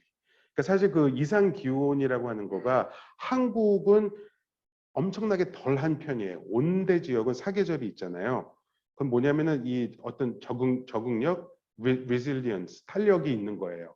어떻게 되더라도. 근데 가장 크게 이제 문제가 되는 되는 지역이 극지방. 왜냐면은 그러니까 시베리아가 뭐 38도까지 올라가고 이제 이런 현상. 그리고 이제 열대 더운 지방에서 뭐 아프리카에서 막 메뚜기 때 막 창궐하고 뭐 이제 이랬잖아요. 물론 한국에서도 작년에 무슨 뭐 대벌레니 무슨 뭐 하여간 뭐 작년 벌레 뭐 난리도 아니었었잖아요. 근데 그게 겨울 온도가 내려가지 않아서 그렇거든요. 한국에서 참고로 지금 전 세계적으로 뭐 1.1도가 올랐다고 하는데 한국은 기상청에서 나온 자료를 보면 1.8도가 올랐어요. 1912년부터. 한국 훨씬 더 많이 올랐지만 그나마 사계절이 있기 때문에 탄력이 있어서. 근데 한국에서 평균 기온이 오르는 거는 여름 기온이 오르는 것보다 겨울 기온이 올라가는 게 더 많은 거예요. 그러니까 얼어 죽었어야 될 이 애벌레 알들이 살아남아서 이제 봄에.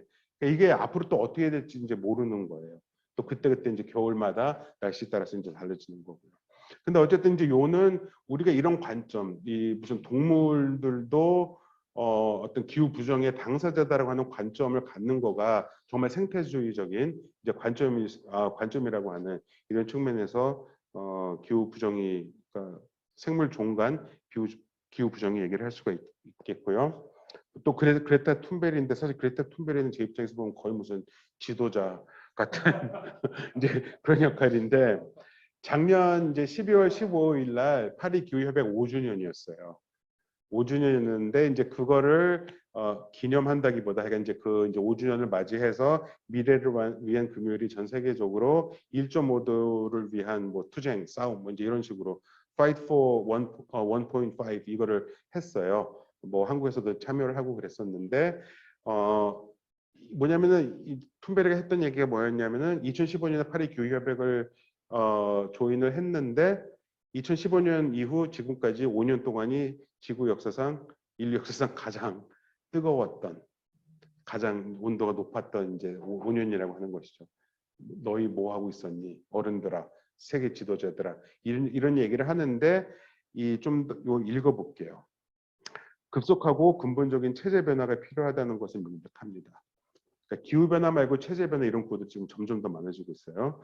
사람과 지구를 보호하는 체제가 자리 잡기 전까지는 가장 부유한 이들을 뺀 모든 사람이 증대된 불확실성과 빈곤에 시달릴 수밖에 없습니다. 전환은 빨라야 할 뿐만 아니라 공평해야 하며 소수가 아닌 다수를 위한 것이어야 합니다. 우리는 이전으로 돌아갈 수 없습니다. 이전 상황이 이미 위기였기 때문입니다.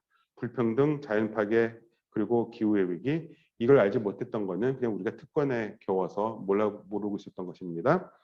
지금의 체제는 잘못 돌아가고 있는 것이 아니라 본디 부정의하게끔 만들어진 것이었습니다. 그러니까 요거가 이제 사실 기후 정의 활동가들이 이제 공감을 많이 얻고 있는 건데, 그러니까 지금 보면 뭔가 이렇게 지금 시스템이 좀 더 잘했으면은 막을 수도 있었을 텐데라는 식으로 생각을 하고 있단 말이죠. 그죠? 그러니까 뭔가 지금의 시스템이 잘 못 돌아갔기 때문에 이런 기후 위기가 온 것처럼. 근데 그게 아니라는 거. 이 시스템은 이것이 디자인된 대로 제대로 작동을 했고 그 결과 우리가 이런 위기를 지금 맞이하고 있는 것이다. 다시 얘기하면 이 시스템을 가지고서는 기후 위기를 막을 수 없다라는 거예요. 그러니까 아까도 이제 말씀드렸던 그린워싱 얘기를 했었지만 너무 지금 황당한 게 뭐냐면은 포스코 같은 경우에 지금 뭐 진짜 기후 악당이죠. 뭐 탄소 배출의 주범이고 뭐 한화든 뭐 현대제철이든. 근데 얘네들이 포스코도 2050년 탄소 중립을 선언을 했어요. 어떻게 할지 제가 봤는데 2040년까지 50%를 줄이고 나머지 10년 동안 50%를 줄인다는 건데 이게 무슨 수소 환원 제철법을 뭐 아직 존재하지 않아요. 그걸 기대하면서 그게 되면은 뭐 이제 용광로 돌리고 이제 이런 거 할 때 에너지 소비 안 하고 그러니까 탄소 배출 안 하면서 이걸 기대하면서. 근데 그거 달성 가능한 약속이 아니네요. 아니죠. 근데 그게 그러니까 근데 문제는 그렇게 하면서 마치 이렇게 무슨 이 탄소 중립을 선도하는 친환경 기업 이런 식으로 자기네들을 홍보하고 있는 거잖아요. 현대자동차 지금까지 그 제철 이 생산 과정에서 얼마나 많은 탄소 배출을 해왔고, 그죠? 내연기관차 팔아대면서. 근데 지금 뭐 전기차 한다고 그린 뉴딜 할 때 정의선 회장이 나왔었잖아요. 그러면서 자기네 차 광고하고 있단 말이에요. 이게 지금 어떤 형국이냐면요. 기후 위기를 가져왔었던 주범들이 갑자기 내가 기후 위기를 해결하겠어. 해결사가 지금 해결사가 역할을 지금 하고 있는 거예요. 그러니까 뭐가 잘못돼도 잘못된 거잖아요. 그리고 또 기후위기 비상행동 텔레그램 방에서도 한번 무슨 논쟁을 하다가 어떤 분이, 이분은 뭐 금융 쪽에 계시는 분인데, 기업들이 여태까지 잘못을 많이 했으니까, 기후위기 가져오는데 잘못을 많이 했으니까 기업들이 더 열심히 더 열심히 하게 해야 되지 않겠어요, 뭐 이래요. 근데 기업들이 열심히 더 한다라는 거가 결국은 무슨 투자 받아가지고서 돈 벌자라고 하는 건데, 그러니까 이거 잘못됐다라고 하는 거거든요. 그러니까 사실 제대로 됐다면, 이게 정말 비상사태라고 한다면은 이거에 책임이 있는 기업들에 대해서는 우리가 벌을 줘야 되잖아요. 책임을 주고 너네가 이만큼 했기 때문에 그러면 토해내. 네가 그렇게 해서 벌어낸 거 토해내. 그리고 앞으로 딱 목표를 잡아가지고서 더 이상 하지 마. 이거를 딱딱 명령을 할 수가 있어야 되는데 지금 전혀 그렇게 안 가고 있어요. 지금 논의가 되고 있는 거가 탄소세도 민주당에서는 거의 받아들일 가능성이 없고 정의당에서 얘기를 하고 있는데, 저는 탄소세도 아니라고 생각하거든요.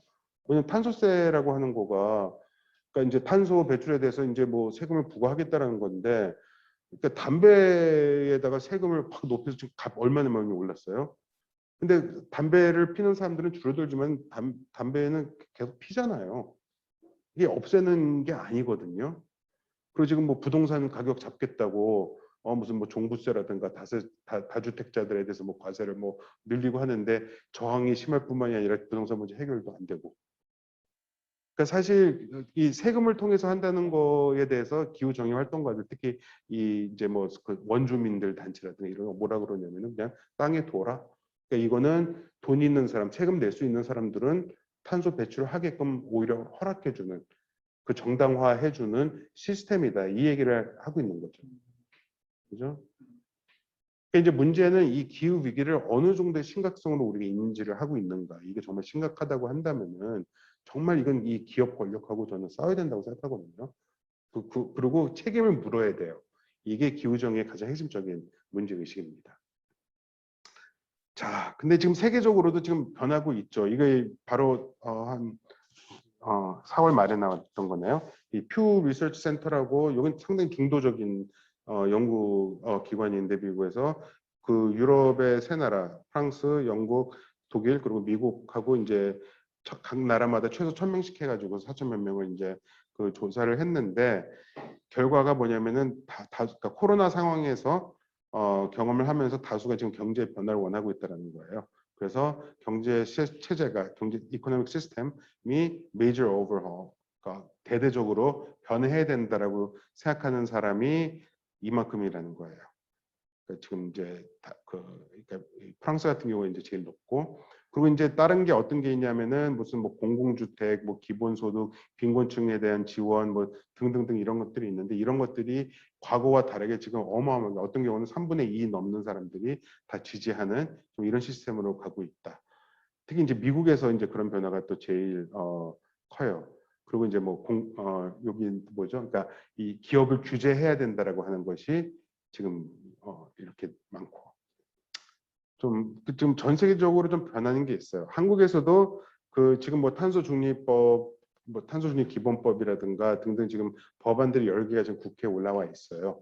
근데 이게 또 다 무슨 기업 중심 재생에너지 어떻게 확장할 수 있을 것인지 뭐 이런 거 중심으로 돼 있고, 기후 정의에 대한 내용이 하나도 안 들어 있어 가지고 기후위기 비상 행동에서 기후 정의 기본법을 제안을 했어요. 좀 서둘러서 좀 한 감은 있는데, 거기서 이제 기후 정의를 이제 4가지 차원으로 그 법안에서, 아니죠. 거기서 이제 제안을 하고 있는데, 인지적 정의, 사회 집단별로 온실가스 배출 책임이 다르다는 걸 인정하자. 그리고 절차적 정의, 모든 당사자들이 동등하게 좀 이 정책 결정에 참여를 해야 된다. 분배적 정의, 기후위기 책임에 따른 사회적 전환의 비용을 공평하게 분담을 해야 된다. 이건 노동자들이 다 손해 보는 거거든요. 사실 일자리 잃고 이렇게 되면은. 그리고 이제 실질적 정의, 인권, 사회경제권, 건강권, 환경권, 뭐 이런 이제 평등 얘기를 하는 건데, 사실 이것도 좀 딜레마가 있어요. 왜냐하면은 기후 정의를 이야기를 하면 좀 이렇게 섞어놓은 거거든요. 기후 정의를 이야기를 하면서 1.5도로 가자라고 하는데, 사실 기후 정의 원칙에 따라서 탄소 감축 그 탄소 배출 감축의 계획들이 나와야 되는데 사실 지금 그냥 이것도 하고 이것도 하자라는 식의 좀 그런 게 있고 또 이게 이제 인권 그 조효재 선생님이 쓰신 탄소 사회 종말이라는 책이 있어요. 그 책은 추천하는데 인권적 관점에서 바라본 기후 위기예요. 근데 이제 되게 읽기 쉽게 써놨는데 문제는 이제 이거가 결국 법안이 됐을 때 그런 관점에서 가면은 결국은 무슨 뭐 지원금이 얼마를 더 넣느냐 마느냐 사실 이런 식으로 될 가능성이 크거든요. 누구를 포함시키느냐 포함시키지 않느냐 이제 법안이 됐을 때. 그러니까 좀 그런 제약들이 있지만 어쨌든 한국에서도 없었다가 이제 드디어 이제 기후 정의에 대한 문제의식이 좀 나오고 있다라고 하는 좀 말씀드리고요. 스마트폰을 그러니까 기후 위기의 약자인 어린이들 사실은 더 많이 살 거잖아요. 네네. 그리고 지금까지 소비는 어린이들이 좀 했었고요. 네. 스마트폰을 더 낮춰야 되고 초등학교 수준으로 뿐만 아니라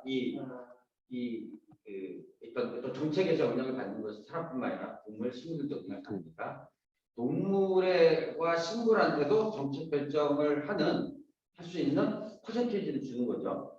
상징적으로. 그렇죠. 그래서 그 사람들의 투표는 무조건 네. 그 생물종들이 유리한 방향으로 투표가 일어나도록 해준다는 착신적으로 바꾸시는 게 있겠죠. 되게 좋은 아이디어 같아요. 강의 예. 강의 마치고 나면 네. 지금과 미국의 토론을 네. 할게요. 그래서 지금 왼쪽에 지금 기후위기 비상행동을 제한한 기후정의 기본법의 내용들이 있고요. 아까 말씀드렸듯이 그냥 좀 이렇게 병렬적으로 나열해 놓은 좀 그런 측면들이 있는데 이게 문제는 기후정의 기본법 어떤 인권적인 것이 법안에 들어가 있을 때 어떤 일이 벌어지냐면은 네덜란드 같은 경우 이제 기후소송이 이제 벌어지고 지금 세계적으로 지금 기후소송들이 많아요. 정부에 대고 이제 시민들이 너네 왜 안 해? 우리의 행복권, 우리의 생존권, 우리의 인권을 너네는 침해하고 있어. 이런 걸 하는데 이게 이기는 사례들이 지금 많아요. 주로 이제 유럽이긴 하지만 그래서 이제 기후정의 기본법은 우리도 이제 이걸 제안했을 때 기후 위기로부터 시민들의 인권과 생명을 좀 보호하기 위한 하나의 좀 법적 장치를 우리가 좀 해놔야 되지 않겠느냐 이런 측면에서 한 게 크고요.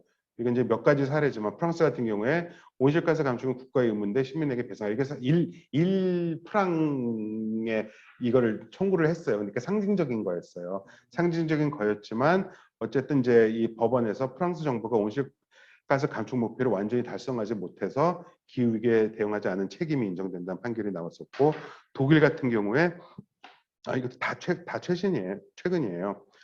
국가는 미래 세대를 위해 자연적 삶의 여건과 동물을 보호해야 된다는 기본법이 있었던 거예요. 이게 있으니까 이 기본법 20조를 근거로 부실한 기후 변화는 이런 자유권, 이런 인권을 침해한다라고 하는. 그러니까 이제 한국은 지금 뭐 이걸 행복 추구권이라든가 이제 뭐 이런 식인데 지금 한국도 그 청소년 기후 행동에서 지금 그 헌법 소원 해놓은 상태거든요. 어떻게 될지는 모르겠는데 지금 사실 그 관료들이라든가 법원이라든가 마인드가 이런 마인드가 아니어가지고서 어떤 식으로 나올지는 잘 모르겠어요. 좀 지켜봐야 될 것 같습니다. 자, 해외 기후위기 대응인데 이 부분은 그냥 쓱쓱 넘어갈게요. 정책들 이제 중심인데 이건 재미있는 거예요. 한국에서 그러니까 어디 뭐 구글 검색창에다가 그린 뉴딜 하면요, 다 무슨 정부 무슨 뭐 이렇게 뭐 웹자보 뭐 이런 거밖에 없어요. 정부 기관에서 만든. 근데 영어로 그린 뉴딜 영어로 해서 찍으면요, 이런 이미지들이 많이 나올 거예요. 뭔가 노동자들이 나오고 유색 인종들이 나오고 여성들이 나오고 뭔가 다 때려 고쳐 이제 이런 식의 이게 나와요. 근데 이게 사실 이제 다 대부분 미국이거든요. 미국인데 이제 미국 같은 경우는 이제 30년대 뉴딜이라고 하는 게 있었기 때문에 사실 그린 뉴딜 하면 이게 딱 연결되는 게 있어요. 그죠? 이게 일자리. 그러니까 미국에서는 그린 뉴딜은 건 일자리로 지금 읽혀요. 일자리와 그러니까 그 이 탄소 배출 감축을 위한 일자리 이제 이런 식으로 이게 프레이밍이 되어 있는 상황이거든요. 그러니까 너무 이 감이 다른 거예요. 한국하고 미국하고 이게 뭐 선라이즈 무브먼트가 이제 미국에서 가장 영향력이 있는 그 기후 정의 운동 단체예요. 여기서 이제 말하는 그린 뉴딜 이거는 그 뭐 대선 한참 전에 나왔던 건데 2030년까지 100% 청정 재생에너지로 전환하고 모든 사회 구성에게 좋은 일자리를 보장하고 노동자와 최전선 커뮤니티의 정의로운 전환을 위해 미국 사회 모든 부분을 동원하는 10년 계획이다. 이런 식으로 나와요. 이게 이제 옛날에 했던 그린 뉴딜에 기반하는 게 있는데 재생에너지 전환, 좋은 일자리, 그리고 이제 정의로운 전환 문제. 그 최전선 커뮤니티라고 하는 거를 이제 영어권에서 많이 쓰는데 이게 뭐 가난한 사람, 빈곤층, 뭐 유색인종, 뭐 이주민, 뭐 장애인 등등 원주민들, 그러니까 기후 위기가 왔을 때 가장 일차적으로 피해를 볼 수 있는 사회 집단들을 최전선 커뮤니티라고 해요. 근데 이렇게 해놓으니까 저는 한국에서는 이게 번역이 안 되거든요. 한국에서는 뭐냐면 사회 뭐 취약계층. 근데 이게 취약계층 하면은 시혜의 대상이거든요. 뭔가 이렇게 해줘야 되는 이 사람들이 어떤 행동의 주체가 되거나 그런 영어로 하면 에이전시가 없어요. 그냥 이 대상이 되지. 그러니까 우리도 좀 이걸 좀 바꿔야 되는데 차라리 이렇게 최전선 당사자라든가 좀 이런 식으로 좀 그러니까 그 사람들은 목소리가 있다고 하더라도 목소리를 낼 수 있는 아무런 한국어에서는 이게 없어요. 그러니까 한국에서도 이게 정의로운 전환을 하자 그 파리 기후 협약에서도 약속이 된 건데 그거를 한국에서는 또 정의로운 전환이라고 안 그러고 공정 전환이라고 이야기를 하는데 그 내용은 무슨 사회 안전망 뭐 강화 이제 뭐 이런 식인 거죠. 좀 그런 한계들이 있습니다. 이거는 이제 그 2019년 2월 AOC 알렉산드리아 오카시오 콜테즈하고 에드 마키 이제 민주당에서 그린뉴딜 결의안을 냈어요. 이 결의안은 법안이 아니라 이거를 이제 우리가 이런 목표를 갖고 있다를 이제 좀 선언적으로 좀 하자라는 거였는데 이 내용을 제가 읽어드릴게요. 모든 커뮤니티와 노동자들을 위한 공정하고 정의로운 전환을 통해서 넷째로 온실가스 배출로 가야 하며 이를 연방 정부의 의무로 삼자. 그린 뉴딜은 온실가스 증대에 따른 기후 위기와 임금 정체 등으로 극대화된 사회 불평등의 맥락에서 이 둘을 극복하기 위한 대안이다. 그러니까 한국에서 선전되고 있는 거하고 되게 한국의 그린 뉴딜하고는 되게 내용 자체가 다르죠. 물론 지금 바이든은 그린 뉴딜이라는 이름으로 정책하고 있지는 않아요. 근데 사실 되게 많은 내용들이 들어갔고 실제로 정책 만드는 과정에서 들어갔어요. AOC도 들어갔었고 그 선라이즈 무브먼트 대표도 이제 들어갔어요. 근데 5대 목표도 보세요. 그러니까 재생에너지로 가는 건데 공정하고 정의로운 전환. 그러니까 이 방법론이에요. 온실가스 감축을 해야 되는데 어떻게 할 것이냐. 여기서 정의가 필요하다라는 것이고 한국에서는 한국에서는 지금 그린 뉴딜 통해서 무슨 일자리 만들겠다고 하는데 그 일자리 내용이 없거든요. 계획이 없거든요. 다 비정규 단기 비정규 일자리들이고 지금 코로나 상황에서도 사실 일자리 정책이 다 이 65세 이상의 이제 단기 일자리란 말이에요. 청년 일자리는 오히려 더 줄고 있고. 근데 영어에서 일자리 얘기할 때 그냥 일자리라고 절대 안 그래요. 좋은 일자리, 생활 가능한 임금이 보장되는 일자리, 노동조합이 보장되는 일자리 이런 것들이 항상 붙어요. 이제 이런 데서부터 좀 차이가 있는 것이고. 넷제로가 뭐냐면 탄소 중립이에요. 그러니까 뭐냐면은 우리가 이제 배출하는 되게 중요한 질문이셨어요. 우리가 이제 탄소를 이만큼 배출을 하는데 또 이렇게 흡수를 하는 게 있잖아요. 그죠? 흡수를 하는 게 있으니까 이거를 흡수하는 것과 이걸 해가지고서 이제 플러스 마이너스 해서 이제 제로로 가자라고 하는 건데 이것도 사실 문제 많은 개념이에요. 이것 때문에 온갖 또 꼼수들이 많이 나오거든요. 지금 산림청에서 나무 30억 그루 뭐 해가지고서 흡수원을 그러니까 나무를 지금 엄청 베고 있어요. 미친 짓 하고 있거든요. 근데 그러니까 뭐냐면은 이걸 이제 탄소 흡수원을 뭐 확장하겠다고 나이 든 나무들은 뭐 탄소 흡수율이 떨어진다 뭐 이런 거. 근데 그거 자체가 거짓말이에요. 그거 잘못된 거예요. 그거 자체가 잘못된 건데, 근데 이걸 하는 이유는 뭐냐면은 이거를 그렇게 이제 나무를 심으면은 그 나무를 심은 거가 그러니까 배구 이런 걸 다 떠나서 심었다는 거가 탄소 흡수원을 조장했다, 만들었다. 이게 인정이 돼가지고서 넷제로에서 이 흡수원 뭐 이제 이런 식의 계산을 하는 거예요. 그러니까 지금 미친 짓을 하고 있어요. 이거는 진짜 가서 나무 붙들고 진짜 이 데모도 하고 그래야 되는데 그래서 이제 그레타 툰베리가 하는 얘기가 이 창조적 회계라는 표현을 써요. 비판을 할 때. 이 빠져나갈 구멍을 이렇게 계산을 이렇게 해가지고서 창조적 회계를 통해서 무슨 탄소 중립 웃기는 소리 하지 마 이제 이 얘기를 하는 거예요. 그래서 사실 이제 우리가 저희 기후위기 비상 행동에서도 이제 슬슬 탄소 중립 뭐 넷제로는 안 된다. 우리는 배출 제로를 이야기를 해야 된다는 얘기를 하는 거고 그러니까 이제 뭐 탄소 뭐 흡수 포집 저장 뭐 이런 기술 뭐 이제 얘기를 나오는데 사실 이것도 대안이 아니거든요. 미국에서 상업화된 게 딱 하나 있었는데 4년 5년 하다가 문 닫았어요. 그거 하려면 에너지가 너무 많이 드는데 이 탄소 그 포집 저장 시설을 운영하기 위해서 따로 그 뭐예요? 그러니까 가스 발전소를 옆에다 뒀어요. 근데 흡수하는 것보다 이 가스 발전소에서 배출되는 이 탄소가 더 많은 거예요. 그리고 그렇게 탄소 포집된 걸 갖고 뭘 하느냐? 그걸 팔아가지고서 그거를 또 석유 채굴할 때 또 쓴단 말이에요. 그러니까 하여간 이 꼼수들이 너무 많은 거예요. 그래서 근데 사실 일반 시민들이 보기 이거 다 파악이 안 되거든요. 그러니까 뭐 한다 그러면 그냥 막 박수 쳐주는데 사실 지금 정부라든가 기업들이 하고 있는 게 지금 이런 거가 너무 많아요. 어쨌든 되게 중요한 질문 제가 놓쳤는데 감사드려요.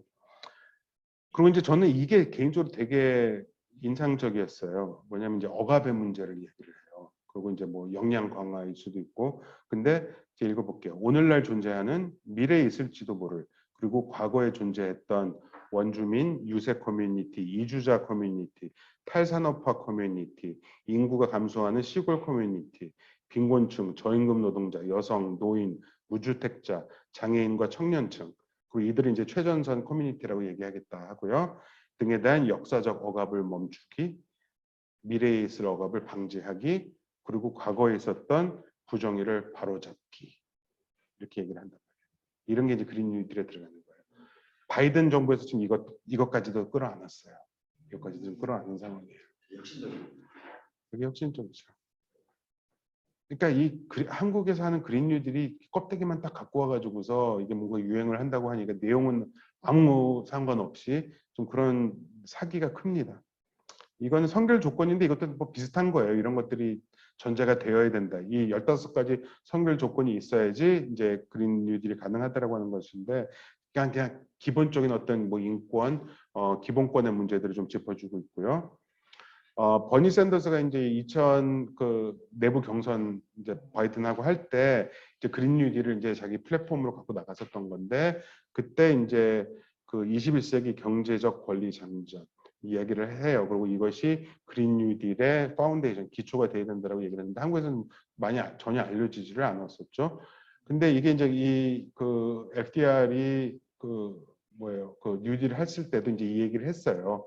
그러니까 요는 뭐냐면은 이제 정치적인 권리 장전이 있었고 정치권은 다 갖고 있는데 사회 경제적인 이제 평등이라고 하는 게 보장이 안 되고 고저 보장이 안 됐을 때는 정치적인 권리의 평등한 권리 자체도 이거는 성립하지 않는다라고 하는 그런 얘기인 거죠. 그래서 뭐 이제 그 생활 가능한 임금, 의료, 교육, 주거, 환경 그리고 이제 은퇴 후 어떤 생활의 안정 이런 것들이 보장돼야 되고 경제적 자유 없이는 어떤 자유도 없다라고 하는 이런 거가 이제 그린 뉴딜에 이제 다 들어가 있는 그런 내용들인 것. 바이든으로 넘어왔는데 이게 이제 이전 그 대선 전에 경선할 때 선라이즈 무브먼트에서 어마어마하게 그냥 그 100개가 넘어가는 조항들로 해가지고서 이제 후보 검증을 한 거예요. 그래서 이제 기후 문제에 대해서 어떤 입장인가? 버니 샌더스가 이제 183 제일 높았고 엘리자베트 워런이 165인데 조 바이든 75였어요. 그러니까 형편없는 사람이었어요. 그러니까 저는 이제 조 바이든 생각하면은 한국에서 정치인 비슷하게 사람이 누굴까 하면은 좀 이렇게 착한 이해찬 좀 그런 느낌이었거든요. 그러니까 되게 능구렁이 오랫동안 이 정치를 이제 해오고 많이 뭐 알지만 하여간 전혀 뭐 이렇게 뭐 진보적이라거나 이런 느낌이 없는 이제 이런 사람이었는데, 근데 이 사람이 그러니까 여기에 있다가 지금 어마어마하게 이제 급진적인 걸로 변한 거고 이 사람은 또 이제 프래킹 그 천연가스 이제 개발하는 것도 뭐 나쁘지 않다라는 식으로 얘기를 했다가 그 알렉산드레 오카시오 콜테스가 프래킹은 나쁜 건데 이제 뭐 이런 식으로 또 이제 tweet도 날리기도 하고 이제 이랬었던 상황이에요. 근데 이제 어쨌든 이제 바이든 정부가 이제 기후 대책을 마련했는데 2035년까지 이제 모든 발전에서 배출 제로를 하겠다라는 것이고 연방 정부 땅에서 석유가스 채굴 금지 이거는 트럼프에서 뒤집어졌었던 건데 뭐 이거 하고 뭐 이제 뭐 건물에서 뭐 자동차 뭐 철도 뭐 등등등 지금 미국 같은 경우는 사실 이제 철도 부분이 되게 약하기 때문에 이제 고속철도가 없잖아요. 아예 미국은. 이제 그거를 이제 어떤 식으로 일단 그 워싱턴에서 뭐 뉴욕, 보스턴까지 있는 그리고 뭐 샌프란시스코에서 LA까지, 샌디에고까지 가는 좀 이런 것들을 지금 이제 구상을 하고 있어요. 그런 것들이 이제 훨씬 덜 그 환경 이제 온실가스 배출에.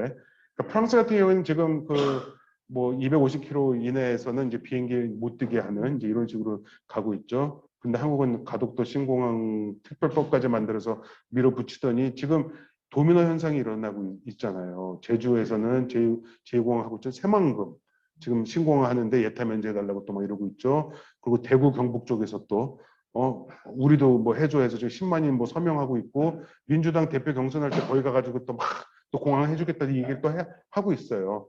그리고 그 외에 지금 울릉도, 흑산도에서 또 지금 이제 공항 만들겠다고 이제 이러고 있는 상황인 거죠.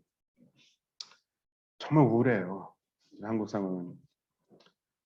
이제 환경정의 이제 정의로운 전환 관련된 건데 이제 이게 지금 법안이 올라가 있습니다. 미국 의회에. 근데 그러니까 환경정의가 기후정의 이전에 있었던 개념이에요. 그래서 미국 같은 경우에는 보면은 이제 유색인종들이 사는 가난한 동네, 원주민들이 있는 데가 사실 쓰레기를 갖다 버리는 그럼 그것 때문에 이제 피해를 이제 받는 이런 상황인데 이게 이제 그 바로 잡아야 될 이제 부정의의 문제가 되는 것이죠.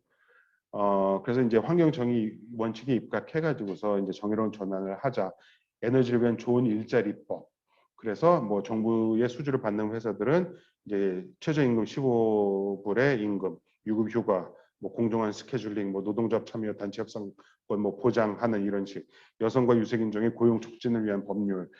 석탄 산업 종사자 가족을 위한 TF 구성. 이들이 이제 혜택 받을 수 있게 이제 이런 대책들을 이제 다 마련하는 이제 법안들을 이제 올리고 있는 거죠. 물론 이게 통과는 아직 안 된 상황이에요. 그러니까 공화당은 또 이제 싫어하는 사람들도 있고 민주당 안에서도 또 이제 보수적인 데서는 또 뭔가 약간 갈등은 있는데 어쨌든 지금 이런 프로그램들이 진행이 되고 있다는 거를 알 수가 있고요. EU 같은 경우는 사실 한국은 EU를 지금 많이 흉내내고 있어요. 한국의 그린뉴딜 EU를 많이 흉내내는데 EU 같은 경우는 비판을 또 제일 많이 받고 있기도 해요. 좀 이렇게 좌파 진영 쪽에서는. 그러니까 뭐 좋은 건 이제 다 갖다 붙였는데 기본적으로 EU도 그 민간 기업에 의존해서 좀 이 탈탄소 전환을 좀 이제 추구하는 좀 그런 방식이고 이 전환은 이제 정의로운 전환 기금 이제 이런 걸 통해서 하겠다 뭐 이런 건데 좋은 아이디어들도 많아요. 뭐 그 from farm to table 해가지고서 농장에서 이제 그 농업 부문이라든가 이제 한국에서 참고로 또 그린 뉴딜에서 농업에 대한 게 하나도 없습니다. 그것도 다음에 또 말씀을 드릴게요. 그래서 이제 비판을 또 많이 받는데 이게 그 그린 뉴딜 for 그 DM25라고 Democracy in Europe Movement라고 유럽에서 민주주의 운동이라고 하는 지금 이제 좌파 이제 초국적 연대체인데 여기서 이제 이 블루 프린트를 내놨었어요. 그러니까 EU의 그린딜이 결정되기 전인데 여기서는 그러니까 미국이랑 좀 더 가까워요. 그러니까 지금의 이제 그린 뉴딜은 3대 위기에 대응하는 것이다 하면서 빈곤 확대를 낳는 경제 위기, 기후와 환경의 위기, 민주주의 위기 하면서 일단 민간 기업이 아니라 대규모 공공 투자를 통해서 해야 된다. 그리고 지속 가능성 연대 원칙이 기초한 어떤 그런 법안 그리고 환경정의위원회 실현을 위한 이제 이런 부분들이 좀 들어가고 뭐 아까 이제 뭐 그 버니 샌더스가 얘기했었던 의료 주거 먹거 그러니까 이 공공재의 문제, 공공 서비스가 모두의 이제 보편적 권리로서 이제 자리 잡는 이런 식으로 좀 가고 있고요. 근데 이제 유럽 같은 경우에는 좀 뭐 사회적 조합주의라고 하지만 뭐 노조라든가 그런 이 목소리가 복지국가 시스템 속에서 좀 들어와 있는 측면이 있기 때문에 사실 충격이 그렇게 크지는 않아요. 그리고 이제 독일 같은 경우에 이제 석탄 산업 없어지고 이랬을 때 또 이제 일자리 대책 마련해주고 뭐 이런 그 뭐 선례들도 있었고 한국 같은 경우는 이제 그런 것도 없는 상황에서 그냥 대책도 없이 사실 지금 뭐 전환을 하겠다 이러는 거고 그 과정에서 사실 재생에너지 업자, 뭐 배터리 업자 이런 사람들이 제일 지금 득을 보고 있는 좀 그런 상황이라고 할 수 있겠습니다.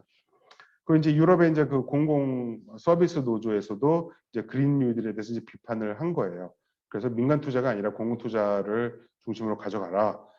에너지 산업의 공적 소유를 증대하라. 정의로운 전환, 뭐 서비스 공공재 뭐 이런 얘기인데 그리고 이제 뭐 온실가스 감축 계획도 좀 더 급진적으로 해라 이제 이런 얘기인데 유럽 같은 경우에는 90년대부터 이제 여기는 한국이랑 좀 달라요. 이 공공 에너지였다가 90년대부터 이제 신자 유지가 퍼지면서 이걸 이제 자유화 민영화를 많이 했어요. 그러니까 덴마크 같은 나라는 한 3분의 2가 이제 풍력이 이제 되게 오래전부터 잘 되던 나라인데 3분의 2가 협동조합이었어 작은 마을마다에. 근데 이게 민영화가 되고 자유화가 되다 보니까 어떤 식이 됐냐면 이게 다 먹히는 거예요 대기업들에. 대기업들이 이제 다 따먹히는 거예요. 그래서 지금은 그게 무슨 3분의 1 이하 수준으로 막 떨어졌고, 그리고 또 뭐 전기값 뭐 올라가고 이렇게 돼서 지금 유럽 같은 경우에는 지금 재공공화해서 이제 돌아가는 좀 그런 흐름이 있어요. 한국은 되게 애매해요. 한국은 한전이 다 독점을 하고 있는 이제 이런 시스템이기 때문에 지금 되게 불만이 많아요. 이제 뭐 그 기후운동 안에서도 되게 불만이 많은데 그래서 지금 벌써 뭐 PPA법 뭐 통과돼가지고서 좀 자유화의 길로 민영화까지도 이제 내다보면서 좀 그런 식으로 좀 가는 분위기가 있는데 좀 그런 면에서 좀 더 걱정되는 측면이 있긴 합니다.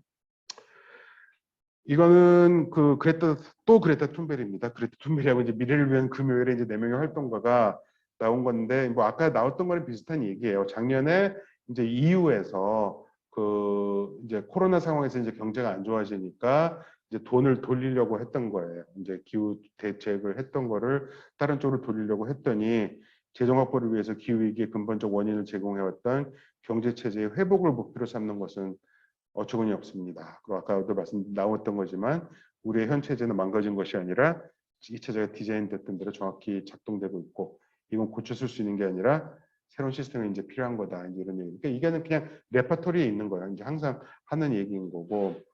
그러니까 한국도 그랬었지만 한국도 너무 어처구니 없지 뭐 두산에 3조 5천억이 들어갔고 그죠? 뭐 이 대기업들의 항공산업에 또 엄청나게 돈이 들어갔는데 우리는 뭘 주장했었냐면 돈을 줄 거면은 탄소 감축 약속을 전제 조건으로 하고 그리고 이제 고용 보장 이런 거를 이제 전제 조건을 해서 그냥 막 주는 게 아니라 이런 거를 하는 한도에서 우리가 주겠다 이런 약속을 받으라 했는데 이런 게 없는 거죠.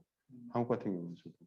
그리고 두산도 어마어마하게 이제 탄소 배출 그러니까 항공도 마찬가지지만 이제 그런 기업들인데 그러니까 지금 우리 혈세를 이용해 가지고서 이런 기업들을 지금 살려주고 있는 형국이에요. 근데 그럼 그 사람들이 그 기업들이 그럼 노동자들은 살리냐? 그건 또 아니잖아요. 노동자들 제일 먼저 또 비정규직부터 막 잘라내고 있고. 자, 영구노동당도 이제 얘네 선거에서 또 보수당한테 져가지고서 실현이 안 됐었지만 이제 노동당에서 이제 그린 뉴딜안도 이제 8가지 이제 뭐 플랫폼 갖고 나왔는데 영국이 제일 앞서 있어요. 2030년까지 탄소 배출 제로 가고 여기는 넷제로가 아니에요. 탄소 배출 제로예요. 가자 이거고 재생에너지의 대규모 공공투자. 그러니까 보면은 다 공공투자예요. 그러니까 바이든 정부에서도 그렇고 버니 샌더스 공약도 그랬었지만 미국에서 그린뉴딜 하면서 재생에너지 부분은 전부 다 100%그 공공으로 하겠다고 했어요. 공공 소유로. 기업들에 맡기면 안 된다는 거에 대한 문제의식인 거죠. 그리고 이제 역시 또 노조가 보장된 고임금 녹색 일자리로의 정의로운 이행, 공공적 민주적 소유 확대, 통합적 녹색 교통 뭐 쭉 있고 저는 제일 참 이 뭐라 그럴까 애틋했던 거가 요건데 지금 영국에서 그 브렉시트 이루어지고 뭐 이랬었던 거가 사실 그 난민 사태 때문이었잖아요. 이제 노동당에서는 어떤 이제 토론이 되게 논쟁이 많았었는데 이제 기후 난민이었거든요. 사실 그 시리아 내전에서도 시작된 게 사실은 그 타슈켄트 지역에서 밀을 수입해와서 하는데 거기가 밀 생산이 안 되니까 빵값이 올라가고 데모하고 이제 이러다가 그런 상황에서 이제 아이시스가 이제 막 이제 소유를 이제 이런 식으로 된 거라고. 그래서 이제 유럽으로 이제 막 넘어가는 난민들이 생겼던 거였는데 이 난민들 때문에 이제 브렉시트까지 이루어졌는데 그거 이제 선거도 졌죠. 근데 이제 이 그린 뉴딜 안에서는 이런 기후 난민도 우리가 수용해야 된다라고 하는 그러니까 자기네들 책임을 인정하는 거였거든요. 뭐 여기에는 이제 발전도상국들의 이제 기후 전환 지원 문제도 들어있었죠. 한국에서도 지금 ODA 뭐 이래가지고서 뭐 그린 뉴딜 수출하고 뭐 이런 얘기를 하는데 그거는 이제 다 뭐지 이제 이 정치 지정학적인 이제 뭐 이런 거 신남방정책 같은 이제 그런 맥락에서 좀 진행이 되고 있고요. 근데 영국에서도 이제 멸종 저항인데 똑같은 거예요. 이제 EU에서 했던 것처럼 그 코로나 상황에서 이제 경제가 안 좋으니까 이제 기업 이제 그 공적 투자 뭐라 그래고 이제 하여간 지원을 이제 해주는 걸 하려고 했더니 뭘 하고 있느냐, 유해한 시스템을 재강화하려고 하는 필사적인 시도다. 이 부채로 살아가고 세금도 안 내는 환경 파괴의 주범들, 얘네들을 경제회생의 열쇠로 믿게 하려 하지만 이들이 정부의 지원을 필요로 한다는 것 자체가 지금 이 시장 자본주의가 제대로 돌아가고 있지 않다는 걸 이제 보여준다 하면서 사람이냐 이윤이냐 자연이냐 무한 성종이냐 이런 것들 이제 막 이렇게 대치를 하고 있는 거죠. 한국에서는 참 듣기 어려운, 한국에서도 무슨 뭐 이윤보다 뭐 이윤 성장보다 뭐 사람 이윤보다 뭐 이런 얘기들을 하는데 아직까지 한국에서는 그냥 온실가스 감축 사실 이게 주거든요. 근데 그 프레임 자체도 정부에서도 하는 거기 때문에 이 정부에서 하는 거로부터 독립적인 어떤 그런 기후 운동, 기후 정의 운동이 되게 미진한 상황입니다. 독일 같은 경우에 이제 되게 선도적으로 2038년까지 탈석탄 이 로드맵을 딱 만들었어요. 그래서 한국에서 막 이거 보면서 막 너무 부러워 막 저래야 돼 했는데 정작 독일에서는 활동가들이 그린피스랑 뭐 멸종저항 뭐 미래를 금요 활동가들이 그 집권 기민당하고 야당 사회민주당 당사를 점거를 했어요. 앞에서 이렇게 데모를 하고. 왜냐하면은 탈석탄 선언을 했는데 그 석탄 기업들한테 보조금을 주는, 그러니까 전환을 해야 되니까 기업들에게 그 돈을 준다고 하니까 야 얘네들이 기후위기 주범인데 왜 얘네들한테 돈을 줘? 이러면서 그렇지, 그렇죠. 그게 맞는 거잖아요.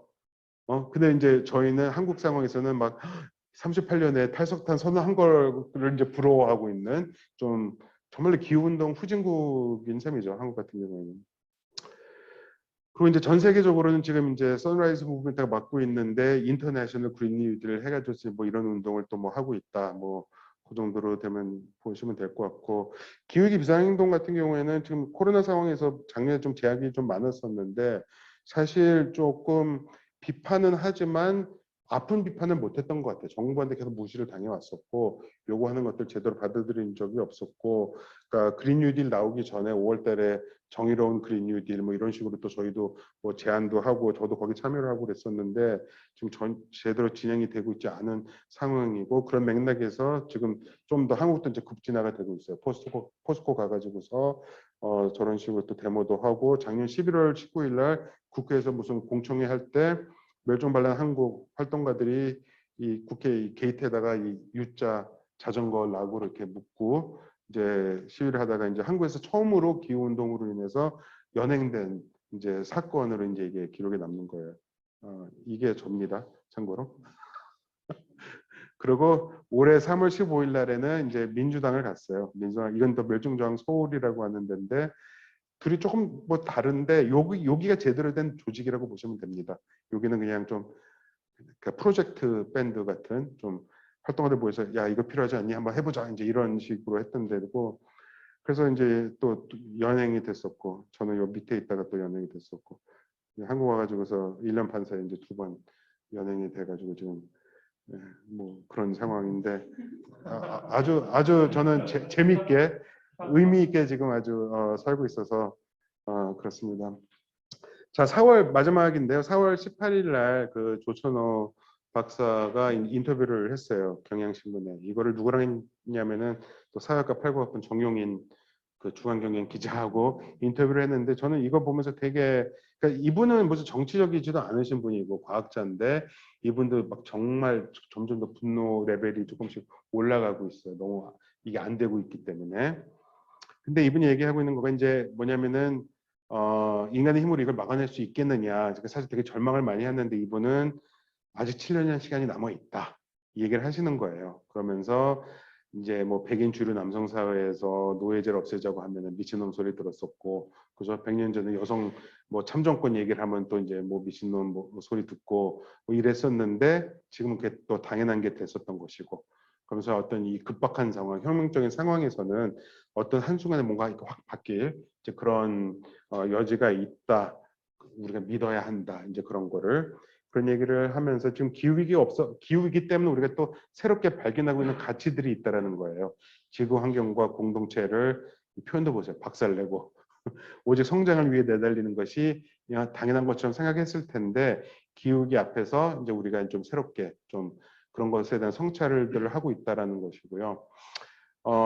저도 되게 동의하는 바가 커요. 사실 그 2016년 촛불 시위 했을 때 저 그때 뭐 한국에 나와 있었는데 그 가을에 우연히 또 마주 떨어졌어요. 근데 10월 달에 첫 그 1차 촛불 시위 있었을 때 그때 뭐 한 4,500명 모였었나? 광화문에 뭐 그랬었거든요.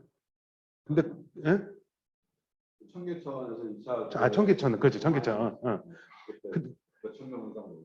근데 그게 이제 처음에는 많지가 않았어요. 그랬는데 그때는 사실 이게 무슨 100만이 모이고 이거 상상도 못했었잖아요. 근데 이게 불과 한 2달 만에 11월 4일 날이 이제 막 엄청나게 많아졌었고 불과 한 두세 달 만에 이게 확 퍼졌는데 사실 저는 그걸 믿고 있거든요.